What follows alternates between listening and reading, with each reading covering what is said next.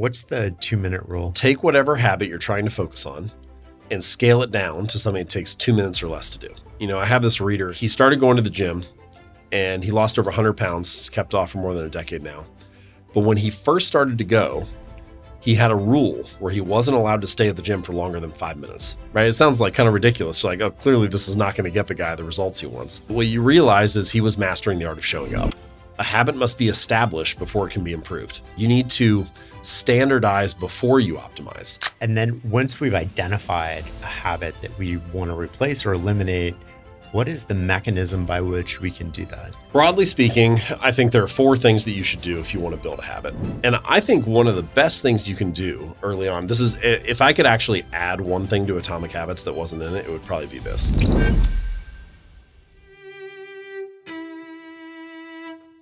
What is the role that identity plays in terms of habit formation?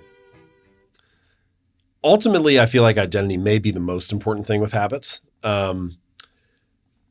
Your habits are how you embody a particular identity. So when you make your bed, you embody the identity of someone who is clean and organized. If you study biology for 20 minutes on Tuesday night, you embody the identity of someone who is studious. The act of doing it is proof that you are that type of person. And eventually you start to build up this body of evidence for being that way. You have every reason in the world to believe it. So one of the core lessons of Atomic Habits is that every action you take is like a vote for the type of person you wish to become. So when you show up at the gym today, you are casting a vote for being the type of person who doesn't miss workouts. When you sit down and make one sales call, you are casting a vote for being a salesperson. When you write one sentence, you are casting a vote for being a writer. And no, doing one push-up does not transform your body, but it does cast a vote for that identity. It does provide evidence for being that type of person. And eventually, as you build up that body of evidence, you start to take pride in being that way. And I think that's where you get to this really resilient place in terms of building your habits. When you start to take pride in being that type of person, you will fight to maintain the habit. It becomes the opposite situation. Now, instead of trying to force yourself to do it, you're trying to maintain it because it's a part of your identity that you believe in and that you want to keep. If you take pride in the size of your biceps, you never skip arm day at the gym. If you take pride in how your hair looks, you have this long hair care routine, you do it every day. We wouldn't know, but it's like, and so really the goal is not to read a book. The goal is to become a reader. The goal is not to run a marathon. It's to become a runner. The goal is not to do some silent meditation retreats, to become a meditator. It's to install and adopt this identity that this is the type of person that I am. And I think ultimately that's why small habits matter so much. Behavior and belief is like a two-way street. What you believe will influence the actions that you take, but the actions that you take can also influence what you believe about yourself. And, every time you show up and do it in some small way, you prove to yourself a little bit, hey, maybe I am that kind of person. And so my encouragement, my suggestion is to let the behavior lead the way, to start with some small action and then prove to yourself in that moment that you were that kind of person. And as you start to foster and build that identity, sticking with the habit becomes easier. I like the idea of the small, you had 1% better in your book too. Yep. These small changes leading to big results. I think where people go astray is the lack of patience sort of changes the outcome. So I know I want to be healthier, but I know it's a lot of work and a lot of time. If I eat healthier, I go to the gym more, I just live a healthier lifestyle. And that's where we get in trouble, but we do it with everything. It's not lack of patience changes the outcome. That's a good phrase. It's definitely true. I think there are 2 ways people can go astray. So there's what you just mentioned, which is not being patient enough and sticking with it. We'll talk about that in a minute. The other one is small changes can really matter, but only if they're oriented in the right way. Mm-hmm. We all know people who spend time on minutia and trivial things. You kind of waste time on small stuff that doesn't really matter. And I think one of the distinctions is, are your small actions accumulating or are they evaporating? Are you doing small things each day that are oriented toward a larger outcome? Or are you doing small things each day that are just kind of like one-offs and don't really add up? In a lot of ways, I feel like the 2 time frames that matter most in life are 10 years and 1 hour. So like 10 years is just shorthand for the big, meaningful things that you want to do in life. Where do you want to be in a decade? Sometimes I like to encourage people to don't let a day pass without doing something that will benefit you in a decade. And 1 hour is how can I do something today, right now, that is oriented toward where I want to be in 10 years. And if you can kind of live in that simultaneously in those two modes of thought, if you can both be thinking long-term but acting short-term, then you start looking for little changes, little adjustments that do add up, that do accumulate, that are not trivial and, meaningless. So I think that's one way people go astray is their small actions are not oriented toward the larger outcome. They're not accumulating. The second way that they go astray is what you just mentioned, which is lack of patience changes the outcome. One of the examples I give in Atomic Habits is thinking about an ice cube. So you walk into a room, it's cold, you can see your breath, and the ice cube's sitting on the table. You start heating the room up 1 degree, another degree, another degree, ice cube's still there. And eventually you get to this tipping point, this phase transition, the ice cube starts to melt. And so it's like 1 degree shift, no different than the shifts that had come before, but you hit this transition and things change.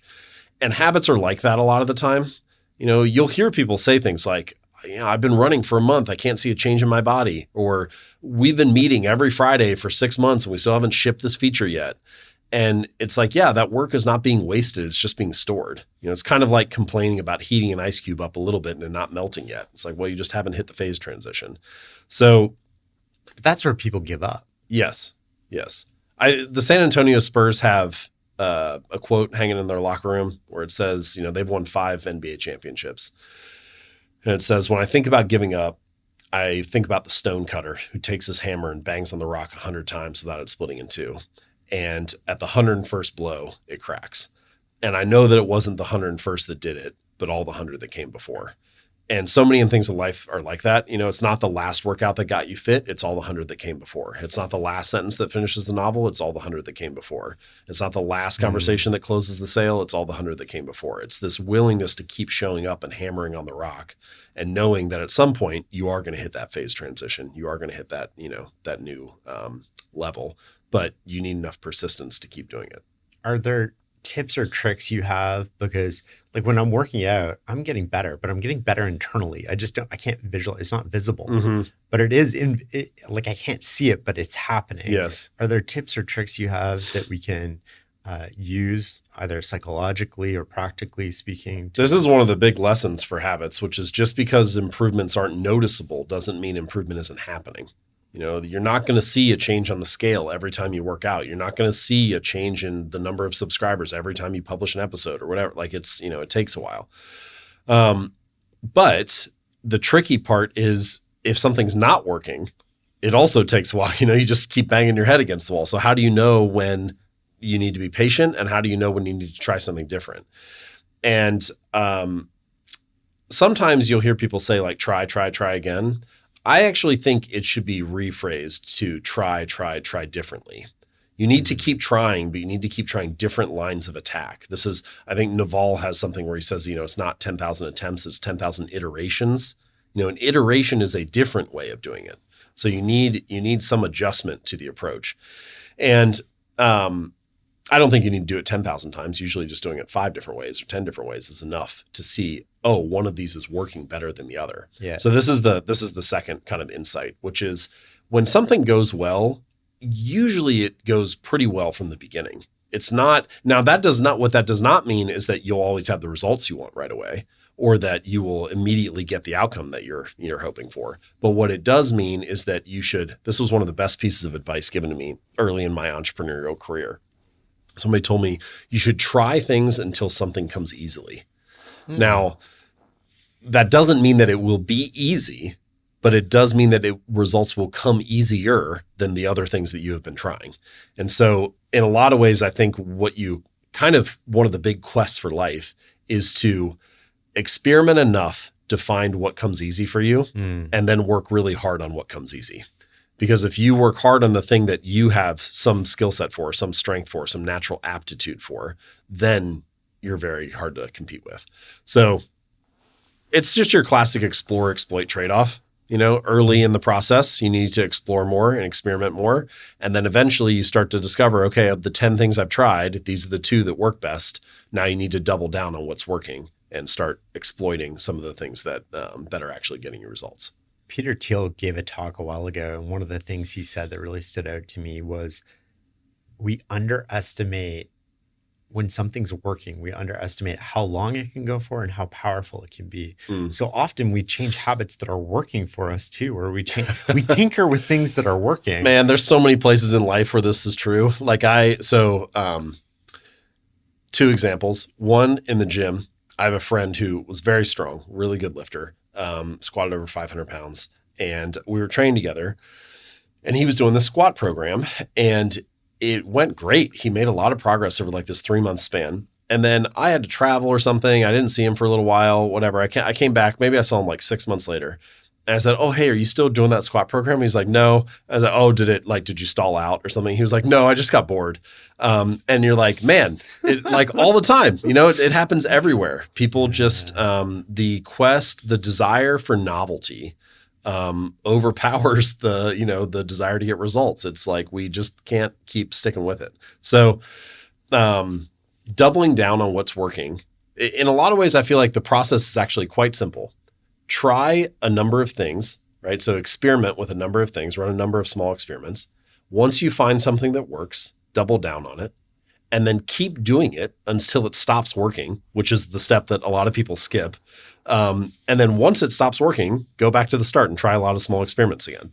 And it's really not more, it doesn't need to be more complicated than that, but people shortcut each step. They either don't try enough experiments, they try 1 or 2 things, and they say, well, this didn't work for me. You're like, well, it's not enough to try 2. Like maybe you need to try 20, and then once they find something that's working, maybe they don't double down on it enough. That seems, once you've tried a lot of things, you're kind of diversified. Doubling down feels kind of risky, to just go all in on something. Yeah. But you need to be able to flip that switch and fully commit. And then once you're fully committed, people get bored. And so they don't stick with it until it stops working. Keep doing it if it doesn't work. This is part of the reason why I have not published another book yet.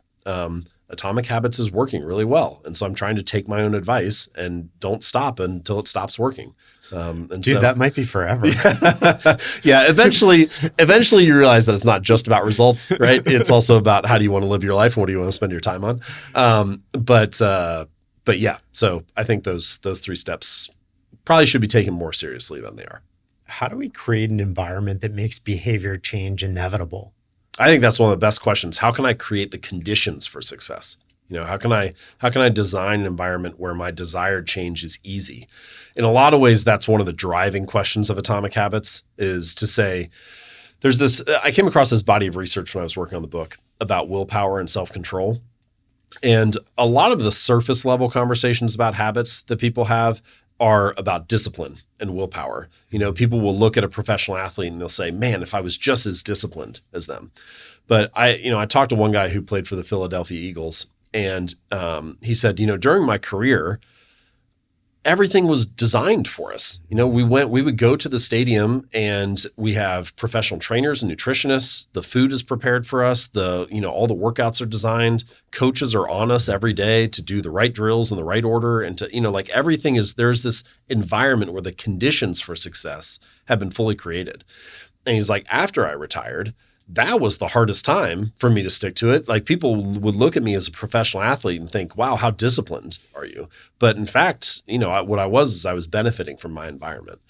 And all of us are like that. And so I think you can look around your own environment and say, how can I do a better job of creating the conditions for success? Let's forget about me being a more disciplined person or being, someone with superhuman willpower. And let's try to make it as easy as possible for me to do the things I want to do each day. So a couple questions I think are helpful. One is, walk into the rooms where you spend most of your time each day, your office, your living room, your kitchen, bedroom, and just look around and ask yourself, what is this space designed to encourage? What behaviors are obvious here? What behaviors are easy here? And you'll start to notice that it's designed for certain things. A lot of people feel like they watch too much TV, but walk into any living room. Where do all the couches and chairs face? What is this room designed to get you to do? And I'm not saying you need to rearrange your entire house, but you can notice that if you put the healthy food out on the counter and it's visible, you're much more likely to eat it. One of the examples in the book is that I used to buy apples and I would put them in the crisper in the bottom of the fridge. and I would kind of like forget that they were there. They were just tucked away in the drawer. And then I'd find them in like a week and like 2 of them had gone bad. And I'm like, I'm wasting food. I'm wasting money. So instead I just bought this little display bowl and I put them in the counter, on the counter, just visible. And now you grab one whenever you walk in and they're like gone in 2 days. And so it's just a change in the environment. What is obvious? Are you creating conditions where the change that you want or the behavior that you want is obvious, attractive, easy, and satisfying. And the more that you can do that, the more likely it is that you'll follow through. You want to be able to walk into the rooms that you're in each day, and the good habit is the path of least resistance. It's the easiest thing to do. And a lot of the time you walk into rooms and it's the distractions that are easier to do, and you feel like you're swimming upstream and trying to fight your environment to make a change happen. So that was one question. What's the other one you had around environment? Am I creating the conditions required for success? What is this room designed to encourage? And then how can I make this behavior more obvious? And there are a number of ways that you can do that. Like some of it is just, if you want to go for a run, take your running shoes and your clothes, set them out the night before. I have one guy who he sleeps in his running shorts.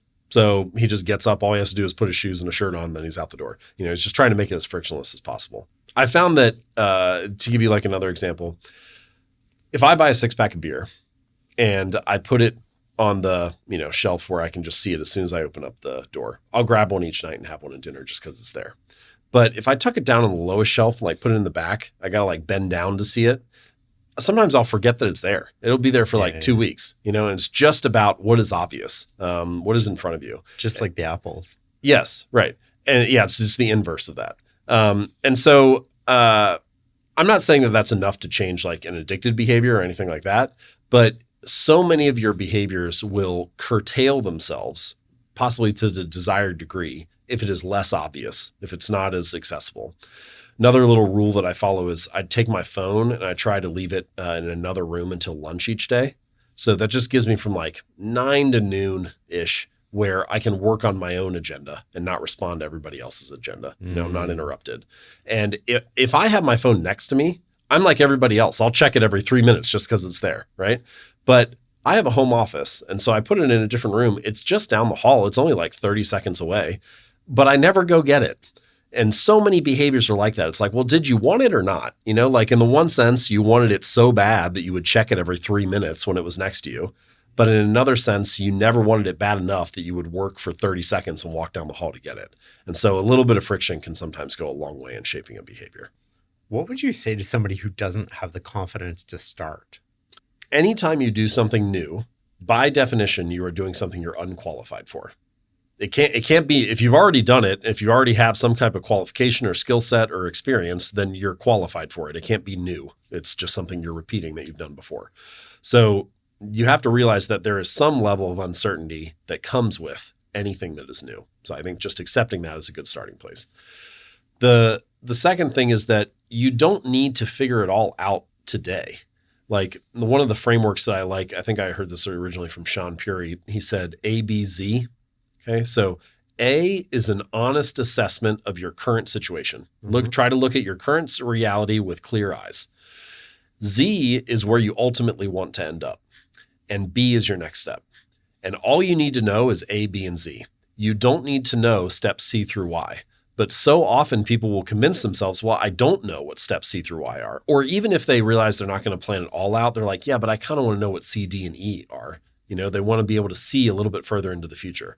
But you have to become comfortable with some level of uncertainty. There's that quote, I just shared it in my newsletter recently. I think it's from Ian Wilson. He was a GE executive where he said, no amount of information is going to allay the fact that all of your knowledge is about the past and all of your decisions are about the future. It's just a fundamental reality of life. Knowledge is purely about the past and what has been learned. And decisions are purely about the future and what cannot be predicted. And so you have to become okay with that reality. In a lot of ways, I actually think the most powerful form of mental toughness, the most powerful or resilient form of preparation is a mindset that can handle uncertainty. We all try to resist this. We try to control reality. We try to predict scenarios and outcomes. We try to figure out what's going to happen ahead of time. But really all you need is not to predict the future. What you need is the confidence that you can handle uncertainty, that whatever happens, I will be able to figure it out. I think if I was going to encapsulate entrepreneurship in a nutshell, I would say it is the trust and the willingness that you can figure it out. There's always going to be some point on the curve with your business where you're like, well, we're not quite sure what the future is going to bring. I have a podcast and who knows how AI is going to change that. But if you trust that you can figure it out, great. You can be an entrepreneur. You'll figure it out along the way. How do we develop that mindset practically? I think that it's practiced in small ways and then it accumulates over time. So, I don't think sports is the only way to do this, but it's the way that I did it. So I'll use it as an example. There are many ways you could do it. One thing that's great about sports is that you have to fail publicly. I played baseball all the way through college, played it for 17 years of my life. And, the early years you're in T-ball or little league or whatever, and you're playing and then you make an error. That does not feel good, right? Like you let the whole team down, but you realize that life goes on. You failed publicly and you move forward. Later, when I was in college, we're not only playing games together, we're also training together in the gym. You show up in the gym, you look at the guy next to you, you realize he's a little bit stronger than you. That doesn't feel great. You see that. Then you're like, well, let me try to set a new PR. I'll throw 5 more pounds on the bar. You fail in front of everybody. You miss that lift. Yeah. That doesn't feel good, but you move on. 30 seconds later, you get back to it and you go do the next thing. And it happens again and again in small ways, but failing publicly trains your mind. It teaches you that what matters most is not that you always win, but that you always keep reaching, that you always keep striving. In a lot of ways, the real important question to ask is not what can I succeed on or what can I achieve, but what is worth reaching for, and that's really what you want, is to keep reaching, to keep striving. And as you train that muscle and develop it in all those little small ways, eventually you get to a point where you can handle it in big ways. I remember my senior year, my final season, I said, I don't want us to lose, but if we're going to lose, I want to be the one who's playing, put me out there. I can take the loss. I don't want to lose, but I can handle it. And I feel that way now too, about stuff that I do, in business. I put everything that I had into the Atomic Habits launch. We started planning that launch 15 months ahead of time. And in a lot of places in life, good enough is good enough. But every now and then you find an area where good enough is not good enough and you want to do it the best you can do it. And I decided that for me, that was one of those things that I was going to try to do as good as I could possibly do it. And that comes with risk. That comes with vulnerability. You're going to spend your next year and a half promoting and pushing and talking about this thing that you poured 3 to 5 years of your life into. What if people hate it? What if the reviews aren't any good? Yeah. What if you secure big interviews and you go on morning shows and then the book flops and it doesn't sell? What if the publisher is mad at me because they paid me in advance or they were expecting it to do well and then it doesn't perform? And you sit with all those questions. And my thought, I think partially because I had trained that muscle over time, was I can handle it. If we lose, I'll deal with it, and you'll be fine. But I think once you have that confidence, then you have the confidence to go for it fully. The problem is if you don't have that confidence, you start talking yourself out of it. You water it down. You don't promote it all the way. You don't do all the things you could do because you're kind of scared of what the result could be. What if it doesn't go well? So then I don't go all the way in. And then it kind of becomes a self-fulfilling prophecy because it for sure isn't going to work that well if you don't give it everything you have. As you're saying that, the thing that comes to mind is the difference between playing to win and playing not to lose. And the hesitation that comes with playing not to lose versus just going for it. Yeah. There's in the World Cup final, Women's World Cup a couple of years ago, the U.S. beat Japan and Carly Lloyd scored 3 goals in that game. And I think the third of her goals she kicked from midfield. It was just super long. But the cool thing about that play is that she saw the opportunity to go for it and she went for it right away. She never talked herself out of it. It was a shot that you would never take in most circumstances. It's not a good shot. It's not a high percentage shot. But she saw an opening and she went for it. There was no hesitation. Similarly, totally different domain. One time my wife's, I'm not very musical at all, but my wife is. And we were listening to Zach Brown Band play a song. And she was like, one thing I love about listening to him sing is that there's no hesitation in his voice. When it comes time to sing the lyric, he's like fully in it. He's not like second guessing himself or doubting himself. It's just like singing with confidence. And so in all these different domains, sports, music, business, you can't have that hesitation. You don't want to be the one talking yourself out of it. I think for me, I try to not be my own bottleneck. I don't want to be the first person to tell myself no. I want the world to tell me no first, and then I'll adjust based on the feedback that I get. But I don't want to talk myself out of it. One of my little sayings internally is like, I try to work backwards from magic. So what would the magical outcome be? And then let me try to figure out a couple different paths that could potentially get me there. And I'll start to take steps forward, and then I'll get feedback from the world. I don't tell myself no. Maybe the world will tell me no, and I need to adjust the course. But I start with the magical outcome and then go from there. And what you find, I see it with family. I see it with friends, like so many people that I'm around. Almost always, you talk yourself out of it before the world actually prevents you from doing it. Yeah. It's very rare that you truly run up against a hard stop in the world where they say, sorry, this just isn't possible. What you're trying to do it can't happen. There's almost always somebody else you could have talked to, another approach you could have taken, another attempt you could have gone for, and you're the one who talks yourself out of doing it, not the world. And so I try to not be that person. I try to, give myself permission to go for it and then adjust along the way. I love these little sayings you have. You move like thunder, work backwards from magic. What other internal sayings do you have that really resonate with you in this moment?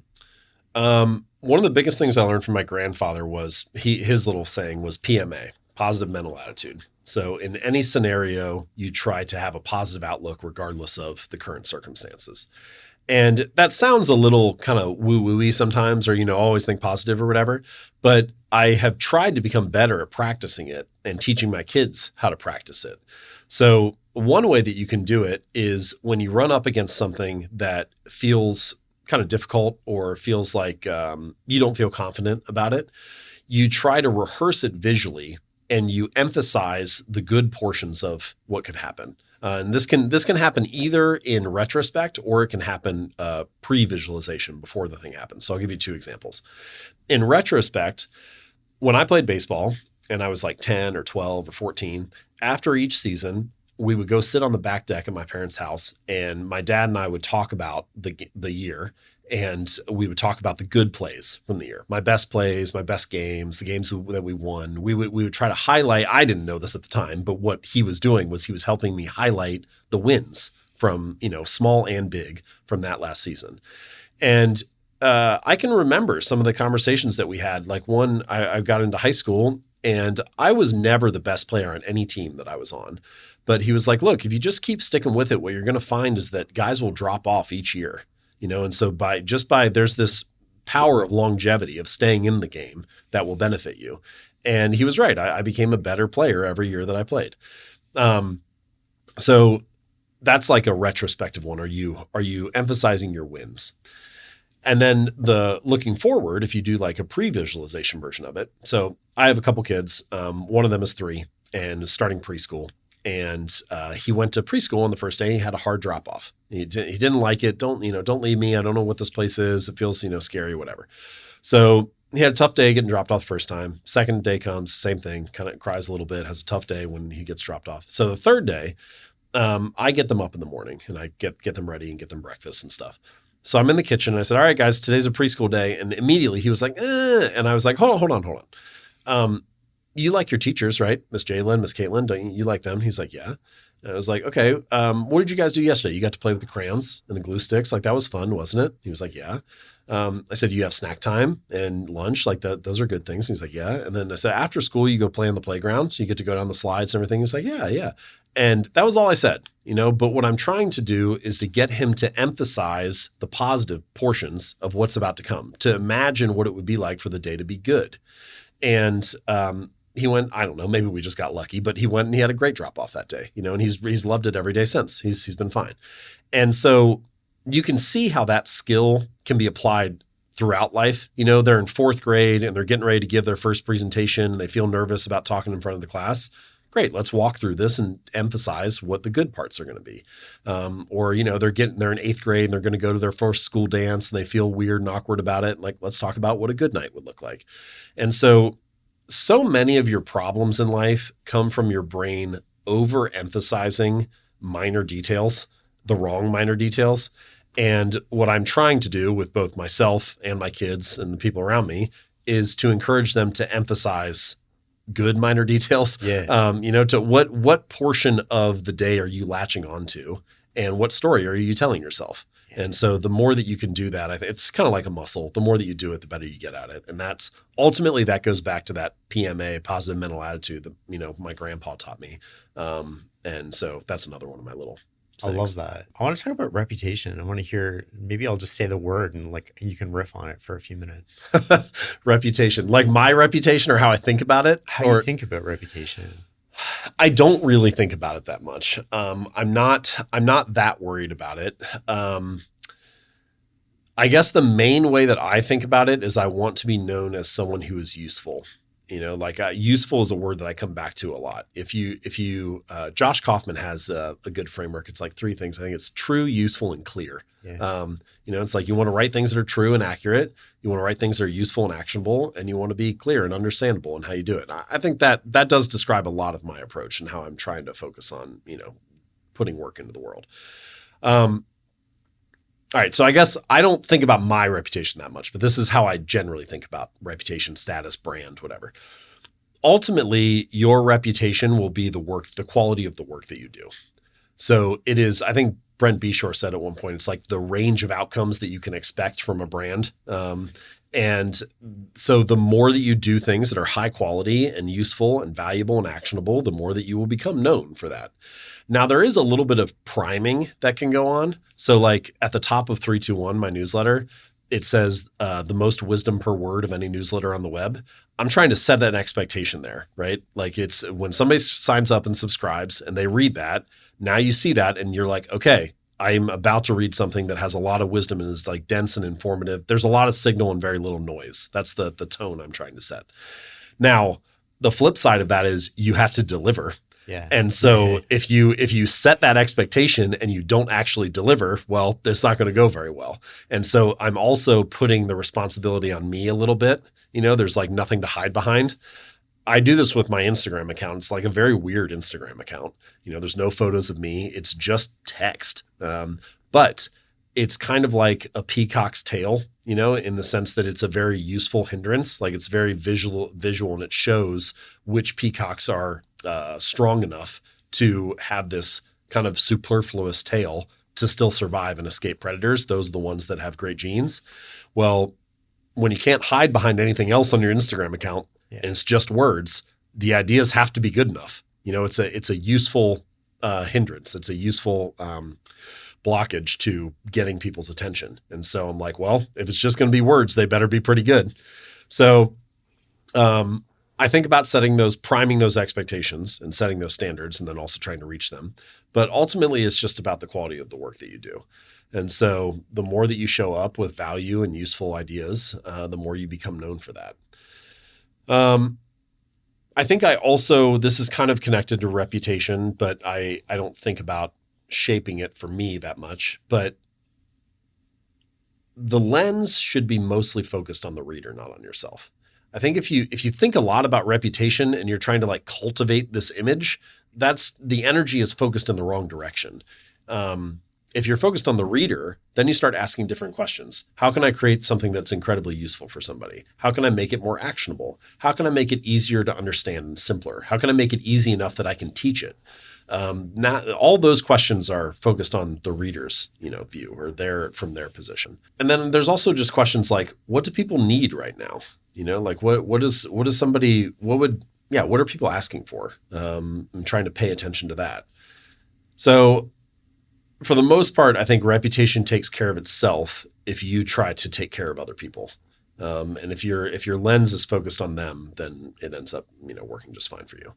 I love that. Thanks. What about positioning? Positioning is critical. Positioning is something that I think a lot about. I don't think I have it figured out yet, but I have seen how powerful it can be. So let me give you a couple examples. I'll start with positioning for books, and then I'll start talking about positioning for life. So any product, the way that it is positioned and packaged is probably 50% of its success.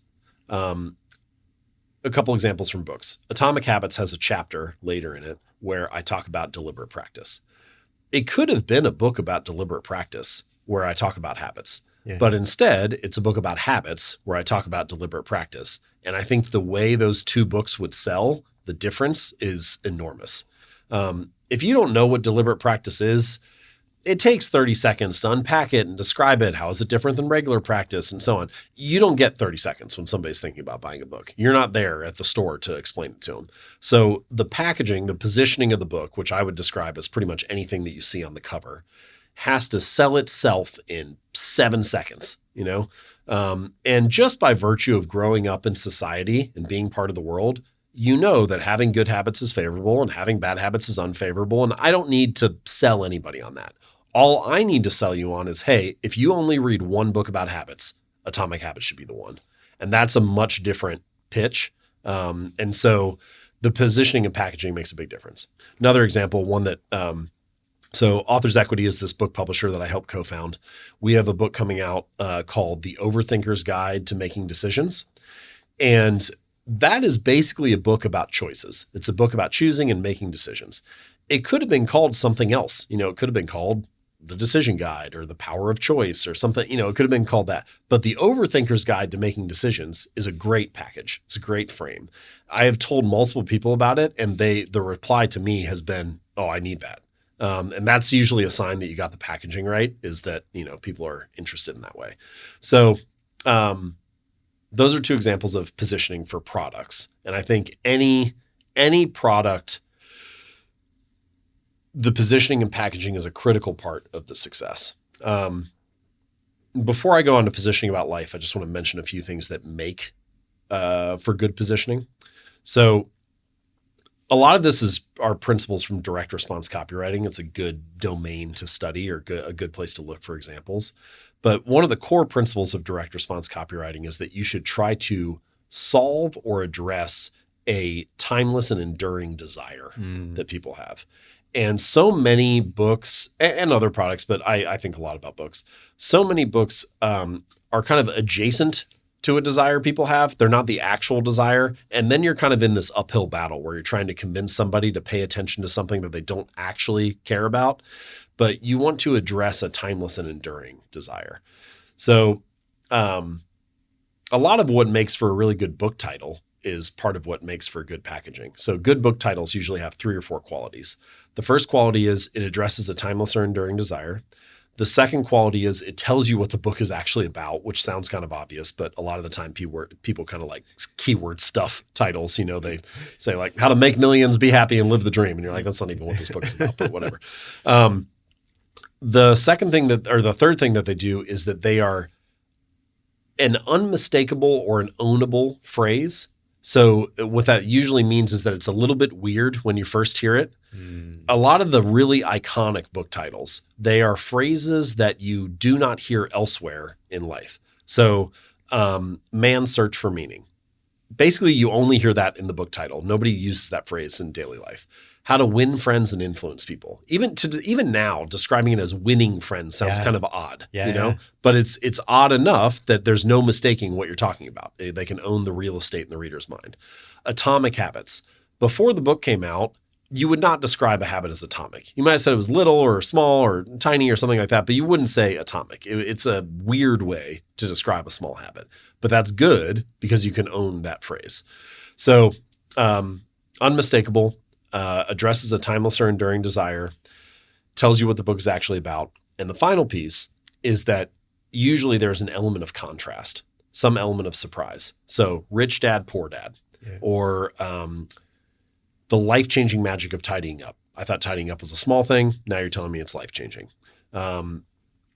Atomic Habits, tiny changes, remarkable results. You want some kind of contrast between Sometimes it's small to big. Sometimes it's the easy thing you can do to accomplish the hard thing, but there needs to be some form of contrast.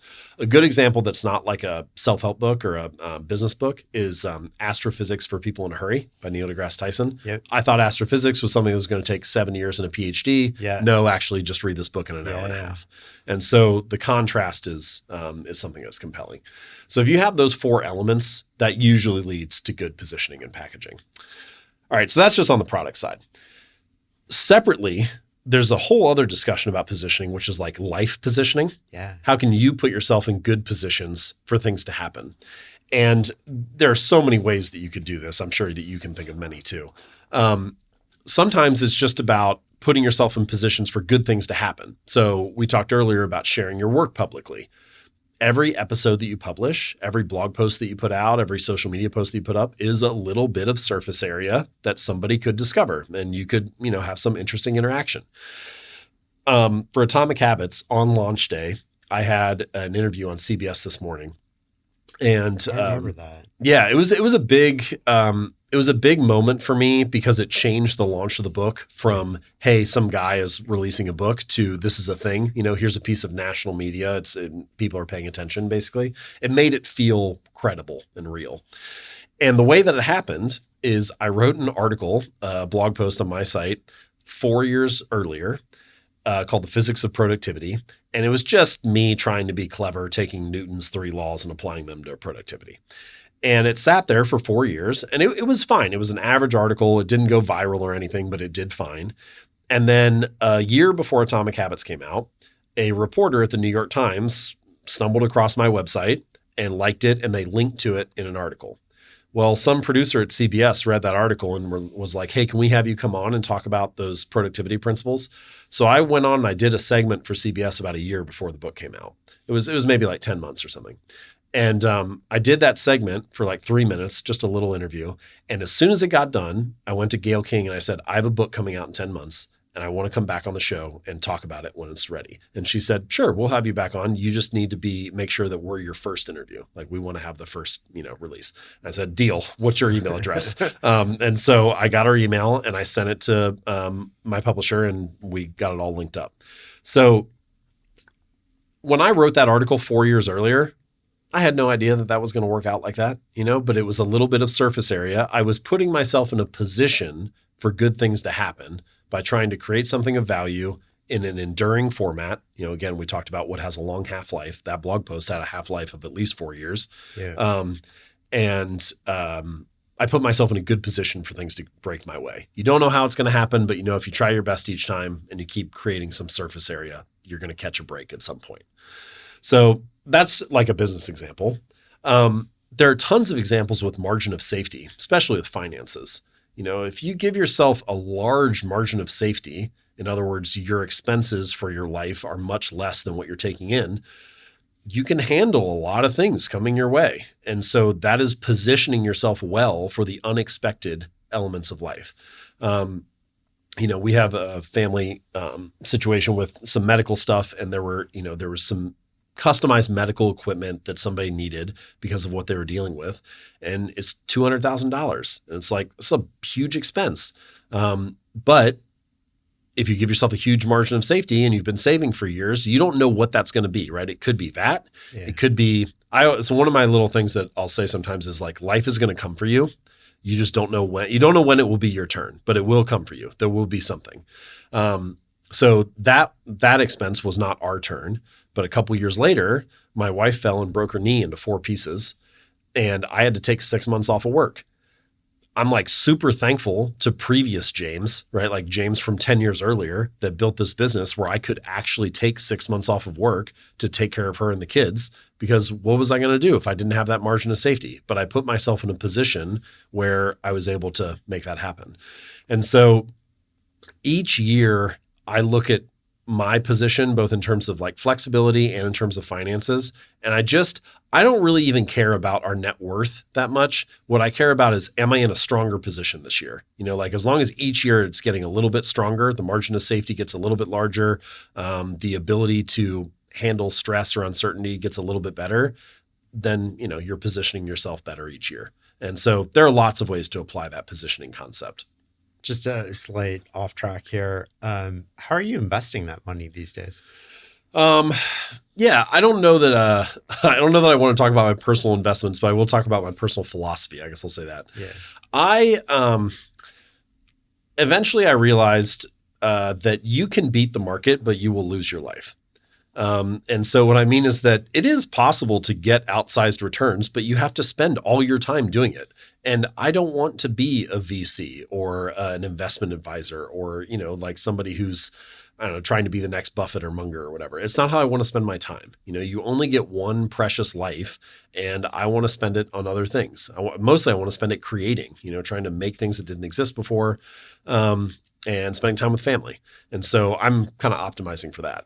So if you can be okay with that, then you realize, well, maybe there's very different ways or simpler ways to invest your money. Like, I'm a huge advocate of J.L. Collins and The Simple Path to Wealth, that book.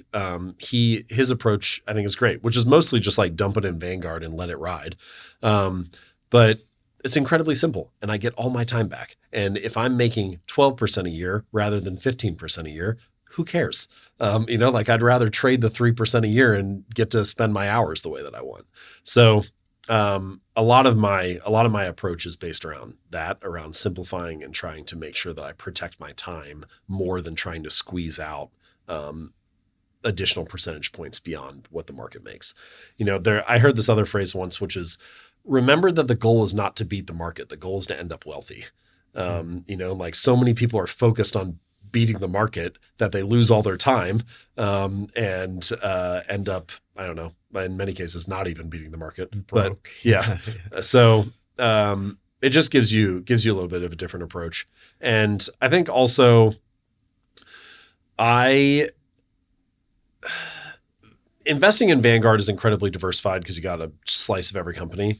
I have realized that I do not have the ability to predict what is going to go well. Yeah. And I feel even more that way now than I did a year or two ago.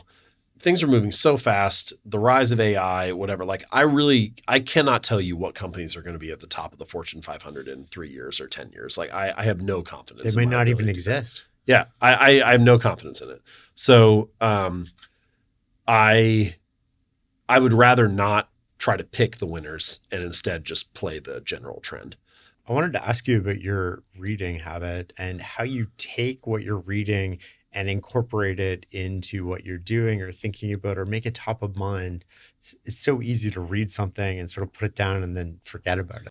I wrote 2 articles a week for 3 years when I started out, every Monday and Thursday. And about a year in, I hit 100,000 subscribers. And I had this conversation with myself. I don't know why, but I got kind of in my head about that number. And I thought, well, now a lot of people are paying attention, so it needs to be really good. Yeah. What I should have just said was, things are going very well. Just keep doing what you're doing, right? But I thought, well, if I really want to make it good, then I should spend more time writing it. Right. And what happened is things got worse, not better. And eventually what I realized is that if I want to be a better writer, what I needed was not to write more, but to read more. And it's kind of like filling a car up with gas. You know, reading is like filling the car up. Writing is like driving and going on a journey.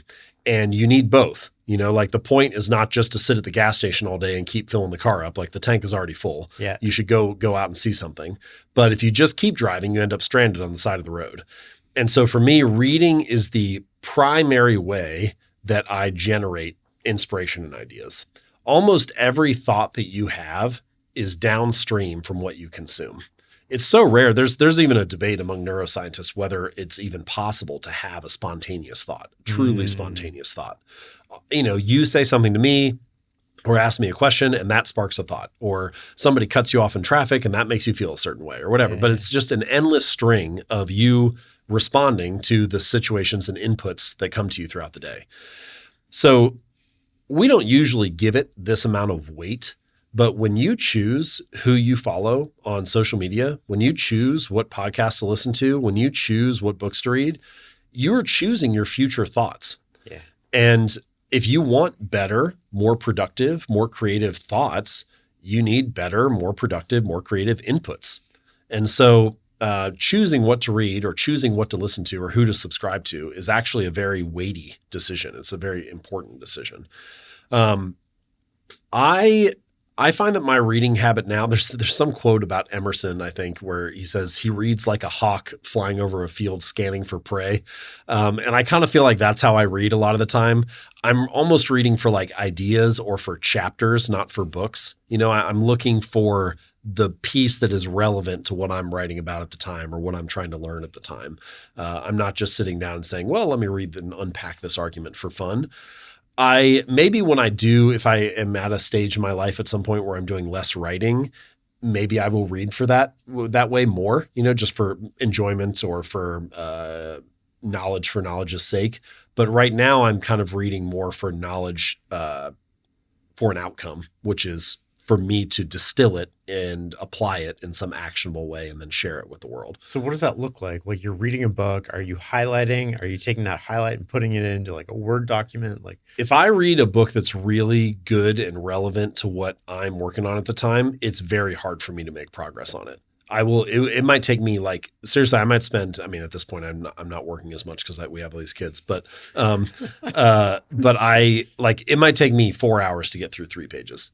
Because I'm at a point in the book where it's just really hitting on what I've been like kind of stewing on and thinking about, and it's sparking ideas. So I'll read a sentence or a paragraph and then I'm like, I got to write about this for a second. And then I may end up writing 2 pages and then I go back and I read some more and then I, write some more. When it's not as intense as that, then it'll be more what I do is I prefer to read physical books. Audio can also be helpful for me, especially if I'm in the car a lot or something. It's just, obviously it's a better way to do that. But it can be helpful for me, especially if a book is kind of dense. I find audio is better because it doesn't, if the book is really dense, I will slow myself down too much as I'm reading it in print, but audio just keeps rolling and I still get the idea, but I don't slow myself down through the writing. So I find some authors to be better for me in audio, but my preference is to read the physical book. As I roll through, I find passages that interest me and I put a open parentheses at the beginning of the passage, close it at the end, and then I put a star in the margin so that if I just leaf through the book, I find the stars and I can easily identify those passages. And then once I finish the book, I will go back through and take photos of each of those and highlight the photo on my iPhone and just copy and paste it into like an Evernote file or Google Doc or wherever I'm storing that stuff at. So that's my typical approach. So that's how I end up with usually if I read a book that I highlight a lot on, maybe it'll have 50 or something passages and all those get dumped in at the end. I just have to ask one follow-up to that, which is, and then what? So it goes into Evernote. Now, a lot of people do this. They capture these notes, but then they never revisit them. They never do anything with them. I don't like having, I tried this for a while. I've been Evernote. I've been doing it for a long time. It's just 12 years old, Notion wasn't even around when I was getting started, but so I just have a lot of stuff in there now, but I tried for a little while doing it based on the book. So I would finish a book and then I would put all the highlights into the book doc, you know? And so I just have all the notes from that book in one place. But what happened was what you just described, which is then it would just sit there and I would never really look at it. Occasionally I would work on an article and I would search for terms in Evernote and then find a passage from a book and maybe pull it in or something. But it was pretty rare that would happen. Instead, what I find more useful now is to have a project that I'm working on and a doc for the project. So the next book I'm writing, for example, and then I'm reading books that are relevant to that project. And I take the passages and I drop them into the appropriate place in that doc. So usually the way that I start writing a book, I try to have the big picture concept nailed at the start. I knew Atomic Habits was going to be a habits book from the beginning. It was going to be a book about building good habits and breaking bad ones. So that can go at the top of the doc. Then I start at the very, very beginning, I just collect notes and ideas. And maybe it gets to be 20 or 30 pages and it's just a bunch of random stuff. But eventually, once you get enough material in there, I start grouping it by section. And eventually those sections become chapters.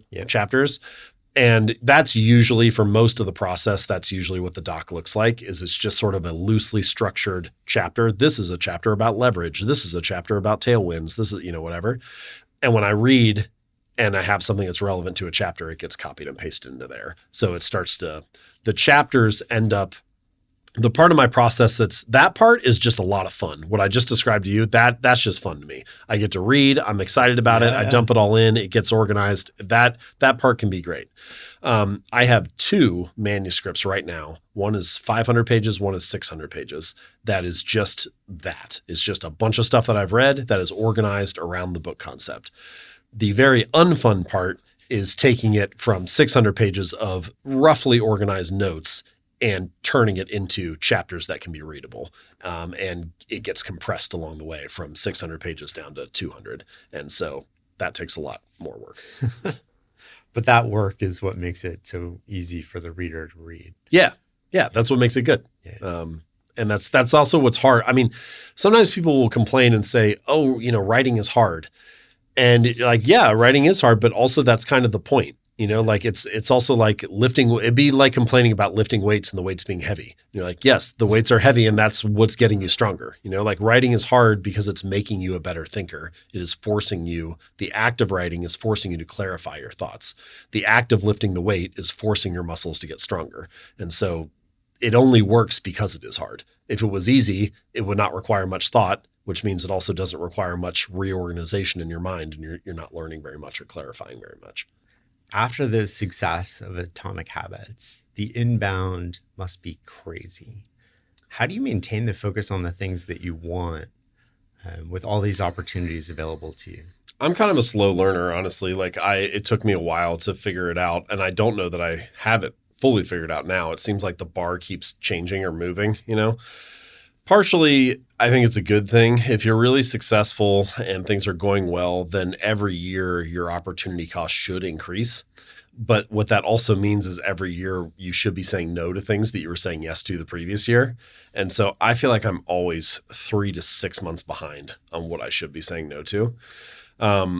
When the book came out, it did well from the start, but it really didn't take off till about a year in. So it hit the bestseller list the first week, then nothing until New Year's week, and then nothing for like 6 more months. And it wasn't really till like the summer of the second year that it started appearing every week. So 2019 was the year. 2018 it came out. 2019 was the year that like everything changed. And there was a stretch in like 2019 and early 2020 where I just felt like I'm on the hook for all these things that I should have said no to. Eventually I had to do like harder things, like put the email inbox on an autoresponder, and they're like, like that runs like kind of counter to what I wanted to do. Like for the first 10,000 people who signed up to my email list, I emailed each of them individually and said like, hey, thanks so much for joining. I'd love to have you in the community. I'll be writing about this, whatever. And then, you get to 100,000 or a million or, and you just can't do that stuff anymore.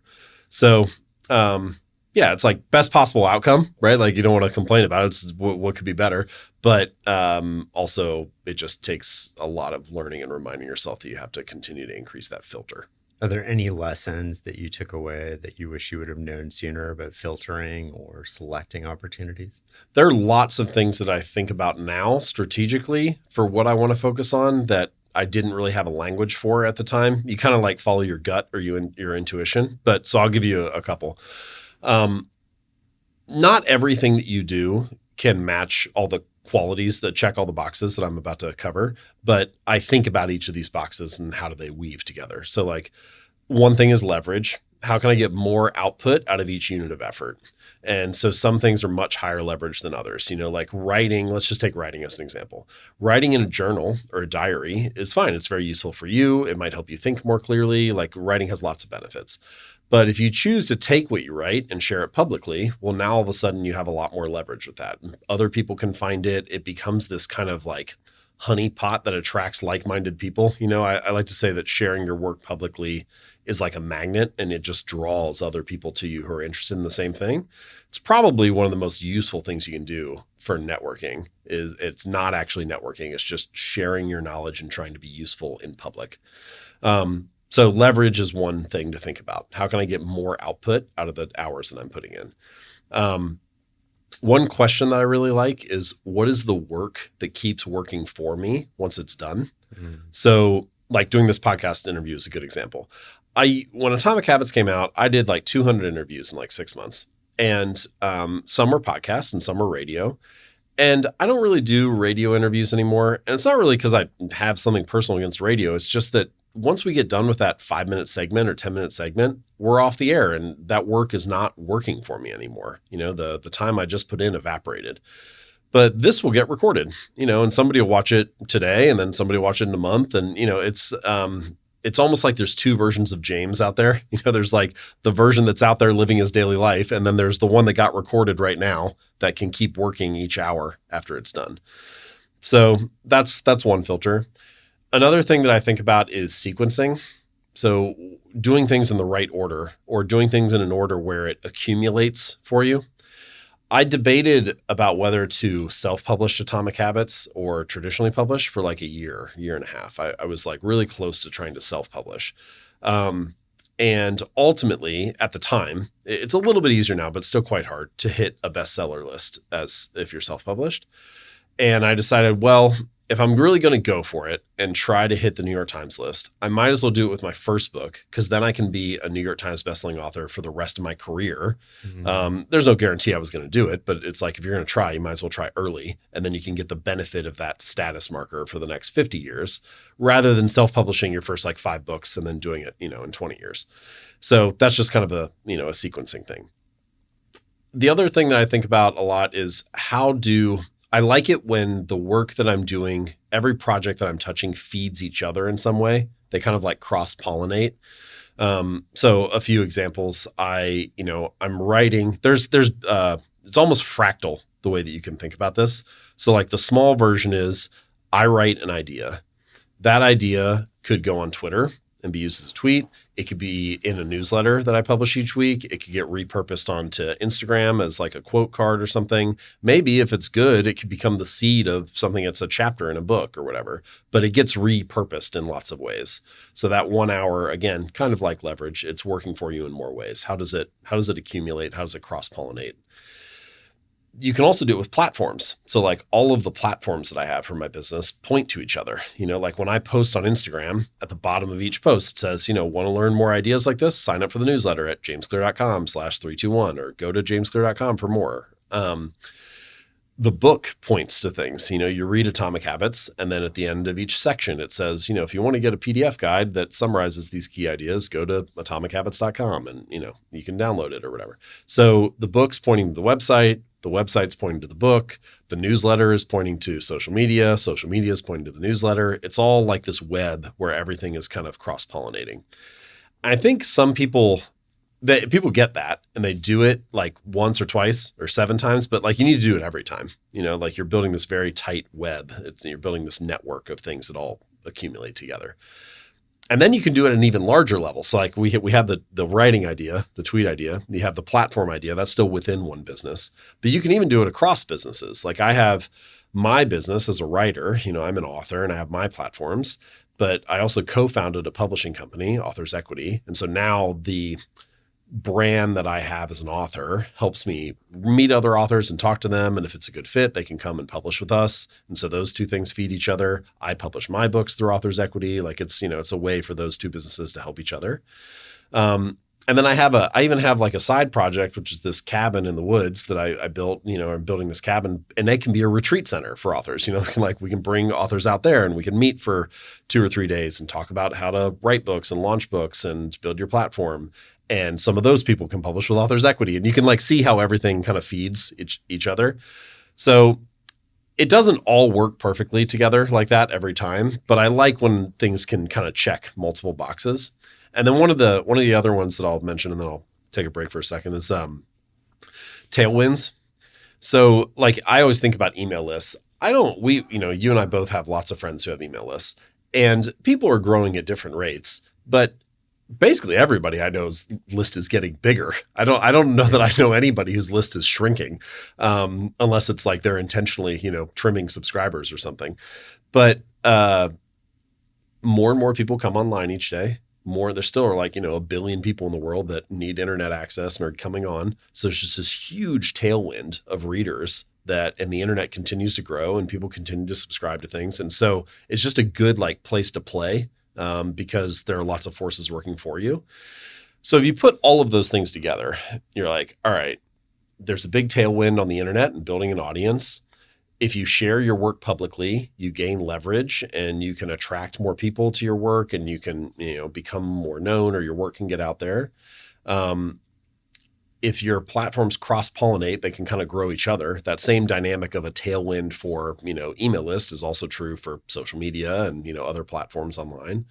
And if you do this early in your life and you build an audience early, then you have tons of flexibility in how you can use that and where you can direct the attention or what businesses you want to build or what projects you want to work on. So all of that collectively just makes it feel like, all right, if you're doing things that are in that zone, then it's probably a really high leverage way to spend your time. And I'm not saying that's the only way you should spend your time. Probably the single biggest thing that we haven't talked about is, are you excited about it? Are you interested? Are you passionate about it?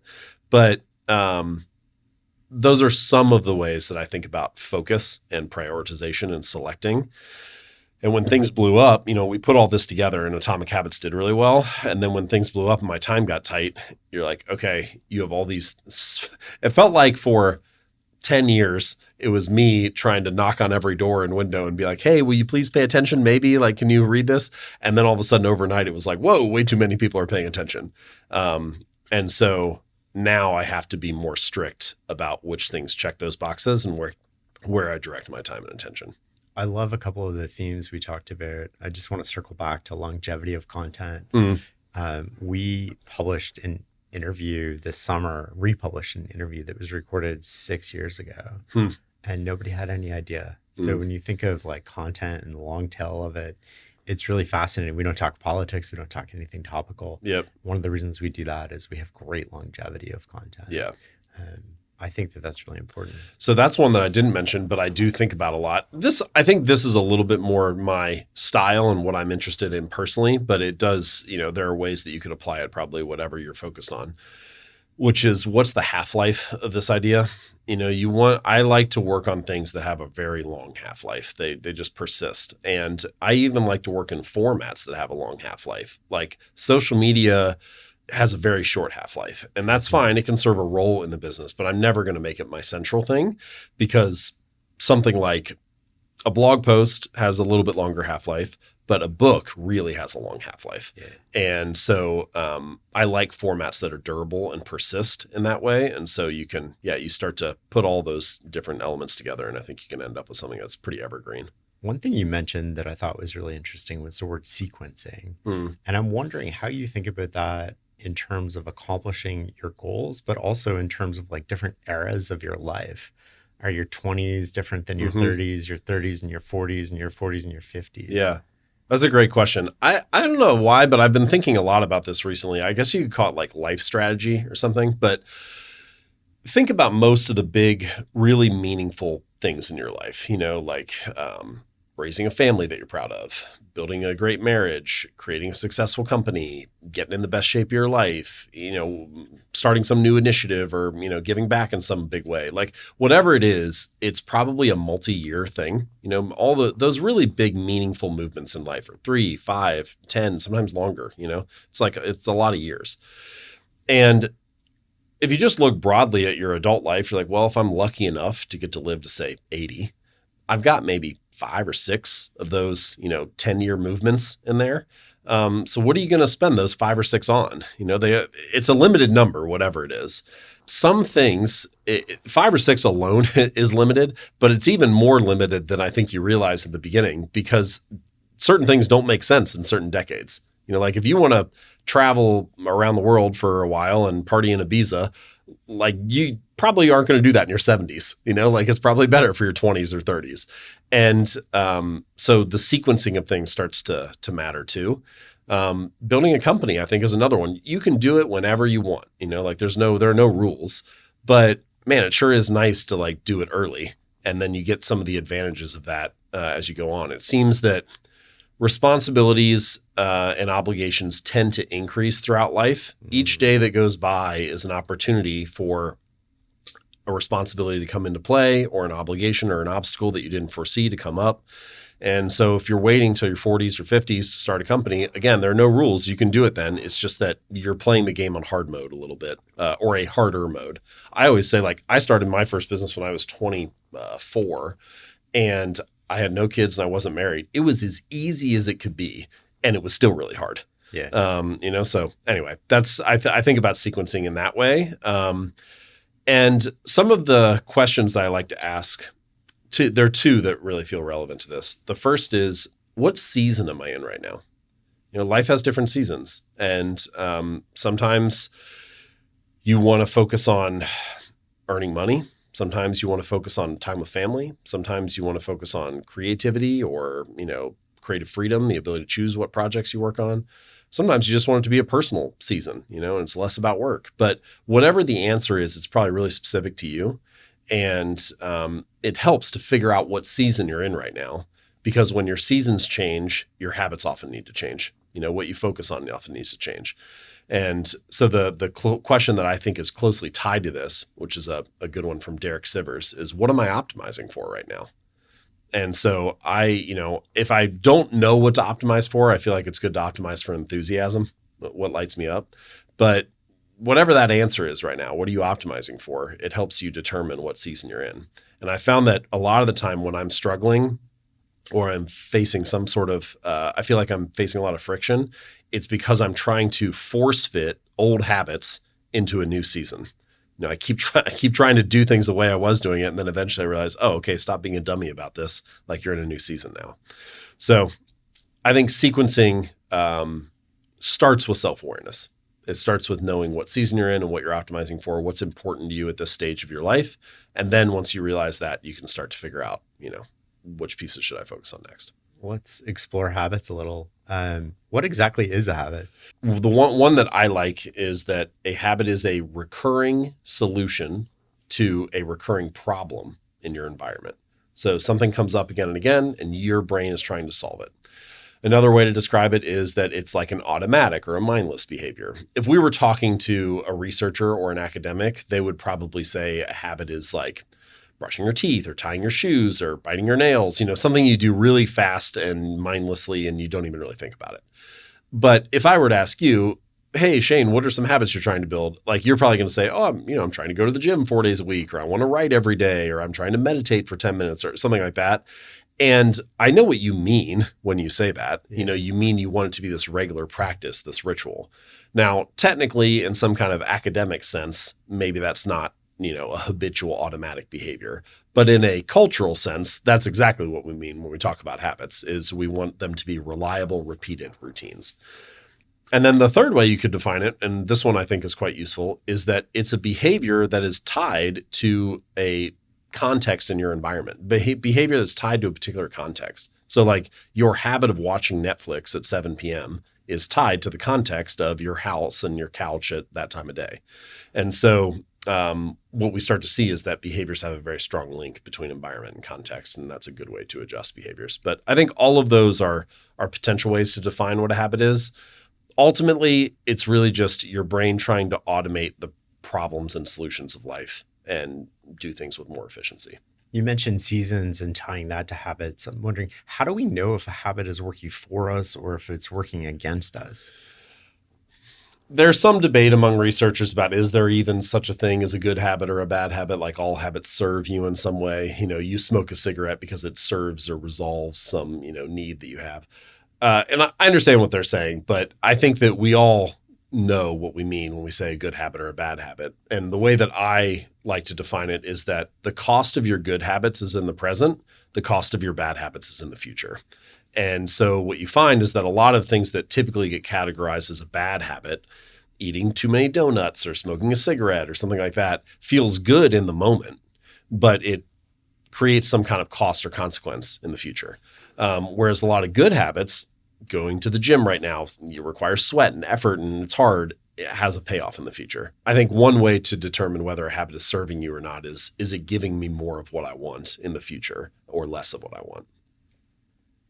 it's almost like it's first order negative, second order positive if it's a good habit, and then the inverse is So true. I think as a general rule that probably can be true. The real trick is to figure out how to make it first order positive and second order positive. Yeah. And a lot of Atomic Habits is about this, which is trying to make habits as easy as possible to do so that you don't feel as much friction in the moment, while also aligning them with your identity and the type of person that you want to be.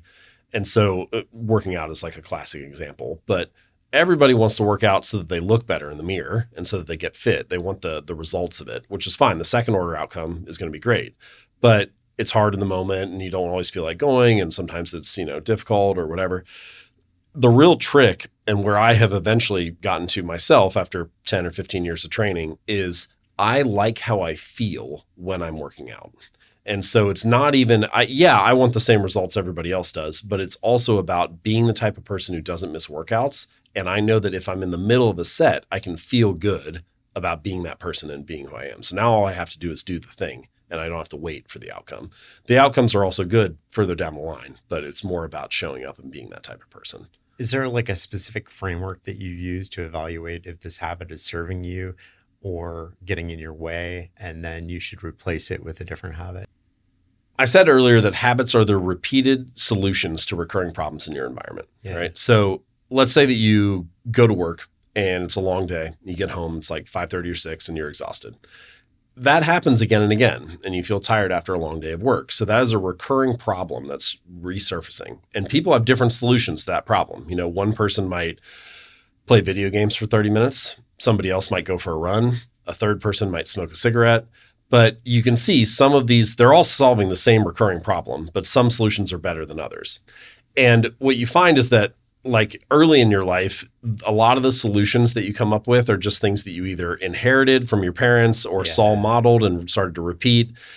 And you get to be about 22 or 25 or something like that. And what are the odds that your current solution is the best solution? Just mathematically, it's very unlikely that the way that you're solving the repeated problems in your life right now is the optimal way to do it.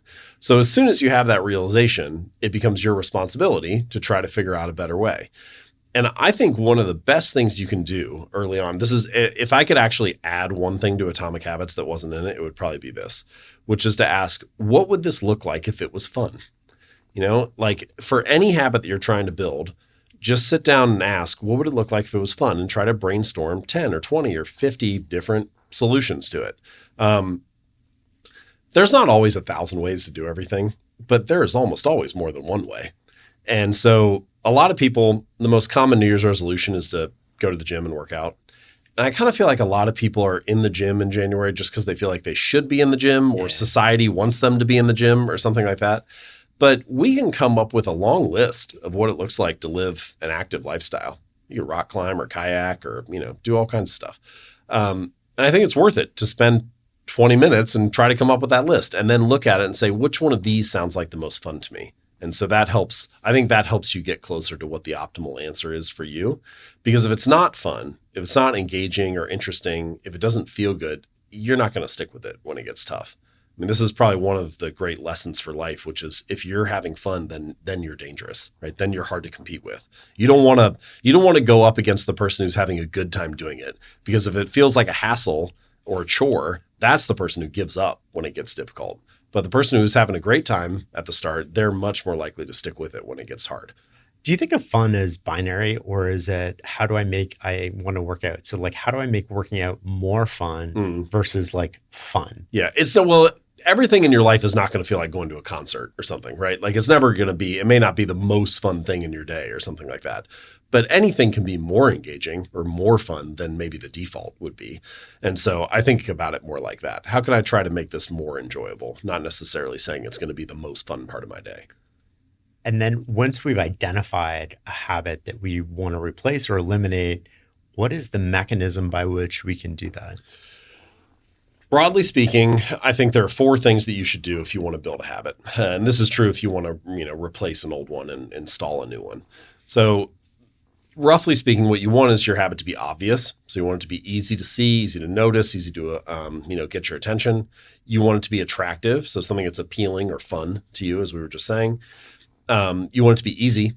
simple, frictionless, easy to apply and install, and you want it to be satisfying. The more enjoyable or satisfying a habit is, the more likely you are to stick with it in the future. So I call these the 4 laws of behavior change. Make it obvious, make it attractive, make it easy, make it satisfying.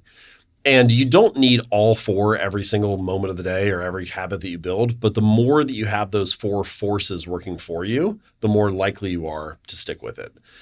And in fact, we can actually learn something very compelling about our habits by looking at behaviors that we often call bad or like that we waste time on. And you see, what do those things have in common? They often are very obvious, attractive, easy, and satisfying. Those are the things that get them to stick. Like if you just take scrolling social media, for example, it's obvious because your phone is on you all the time. It's often the first app that your thumb gravitates to and you tap open. It's attractive because the algorithm has curated content for your very interests. It's so easy that like a couple of years ago, Instagram, when you would scroll and somebody put up an album, and if you came back to Instagram like 5 minutes later, if you had already seen that post, they would auto swipe to the second slide. So you don't even need to use your thumb anymore, right? They would just keep showing you new content for you. They were trying to make it that easy to consume. And then it's satisfying because it kind of satisfies the interest that you have and so on. Get that dopamine hit and whatever. So I'm not trying to like criticize Instagram too much or anything, but I'm just saying, if you wonder, why is it so easy for me to do that? Nobody's sitting around saying, how can I just find the willpower and the motivation to check Instagram more? But a lot of people are saying, oh, I wish I just had the willpower and the discipline to go to the gym or something like that.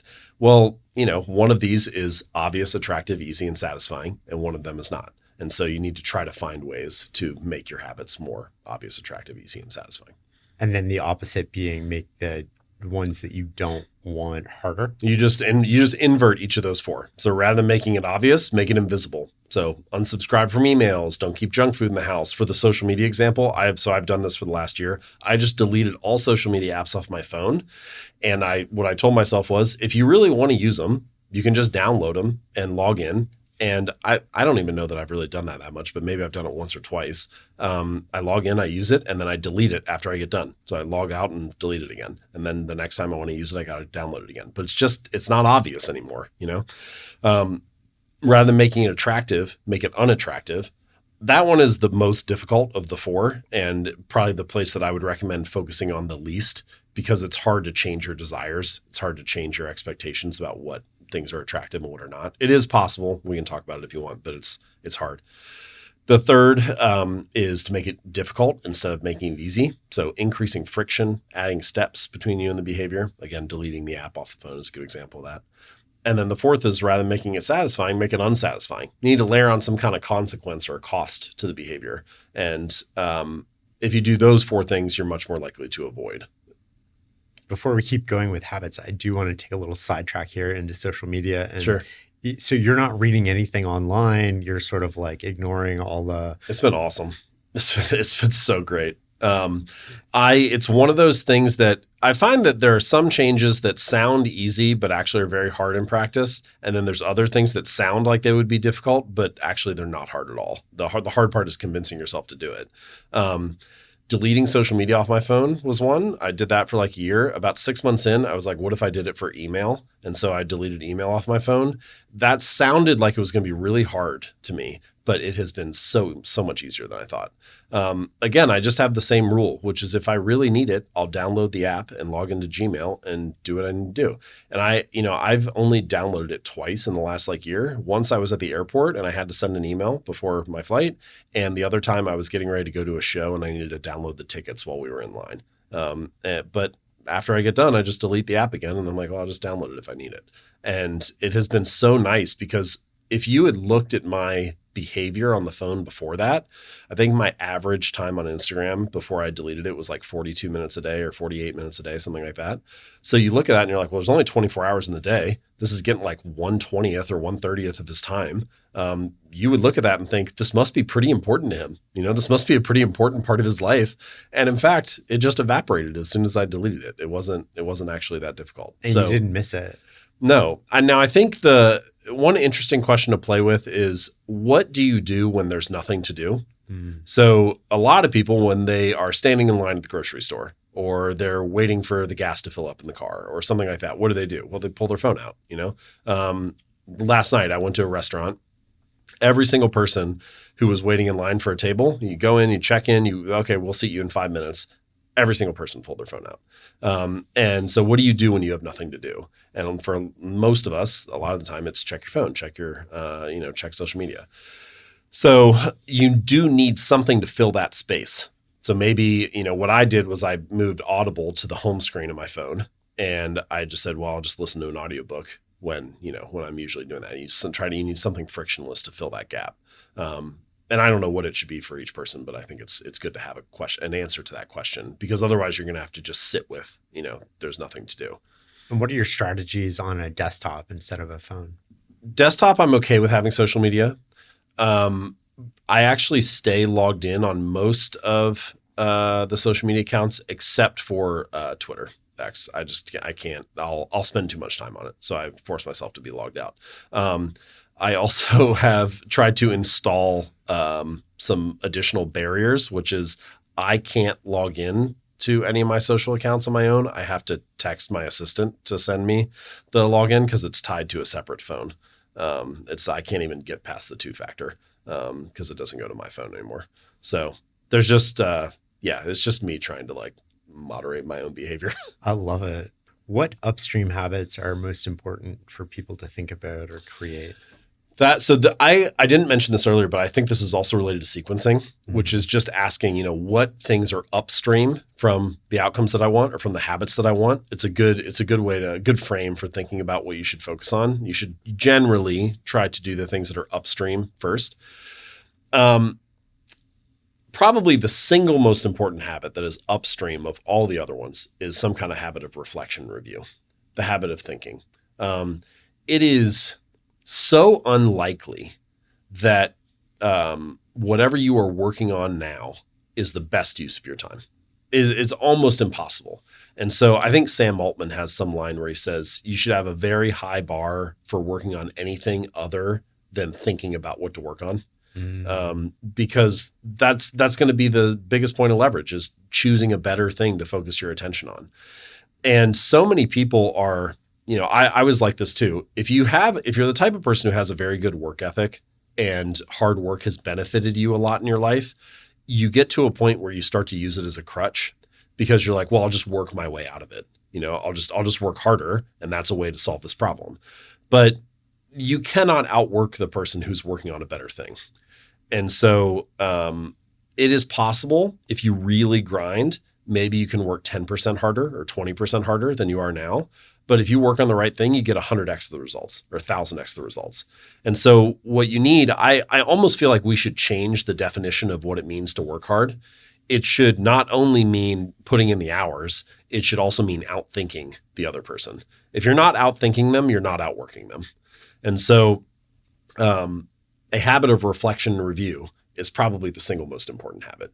You need to create some time in your week to sit down and think, am I spending my precious time and energy, my one precious life, on the things that I want to be spending it on?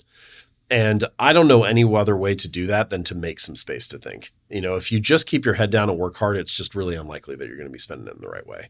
So I have a couple different ways I do it. I do a weekly review every Friday where I sit down. That's mostly related to business stuff. So, it's looking at metrics and how things are going and, subscribers and revenue and expenses and all that stuff.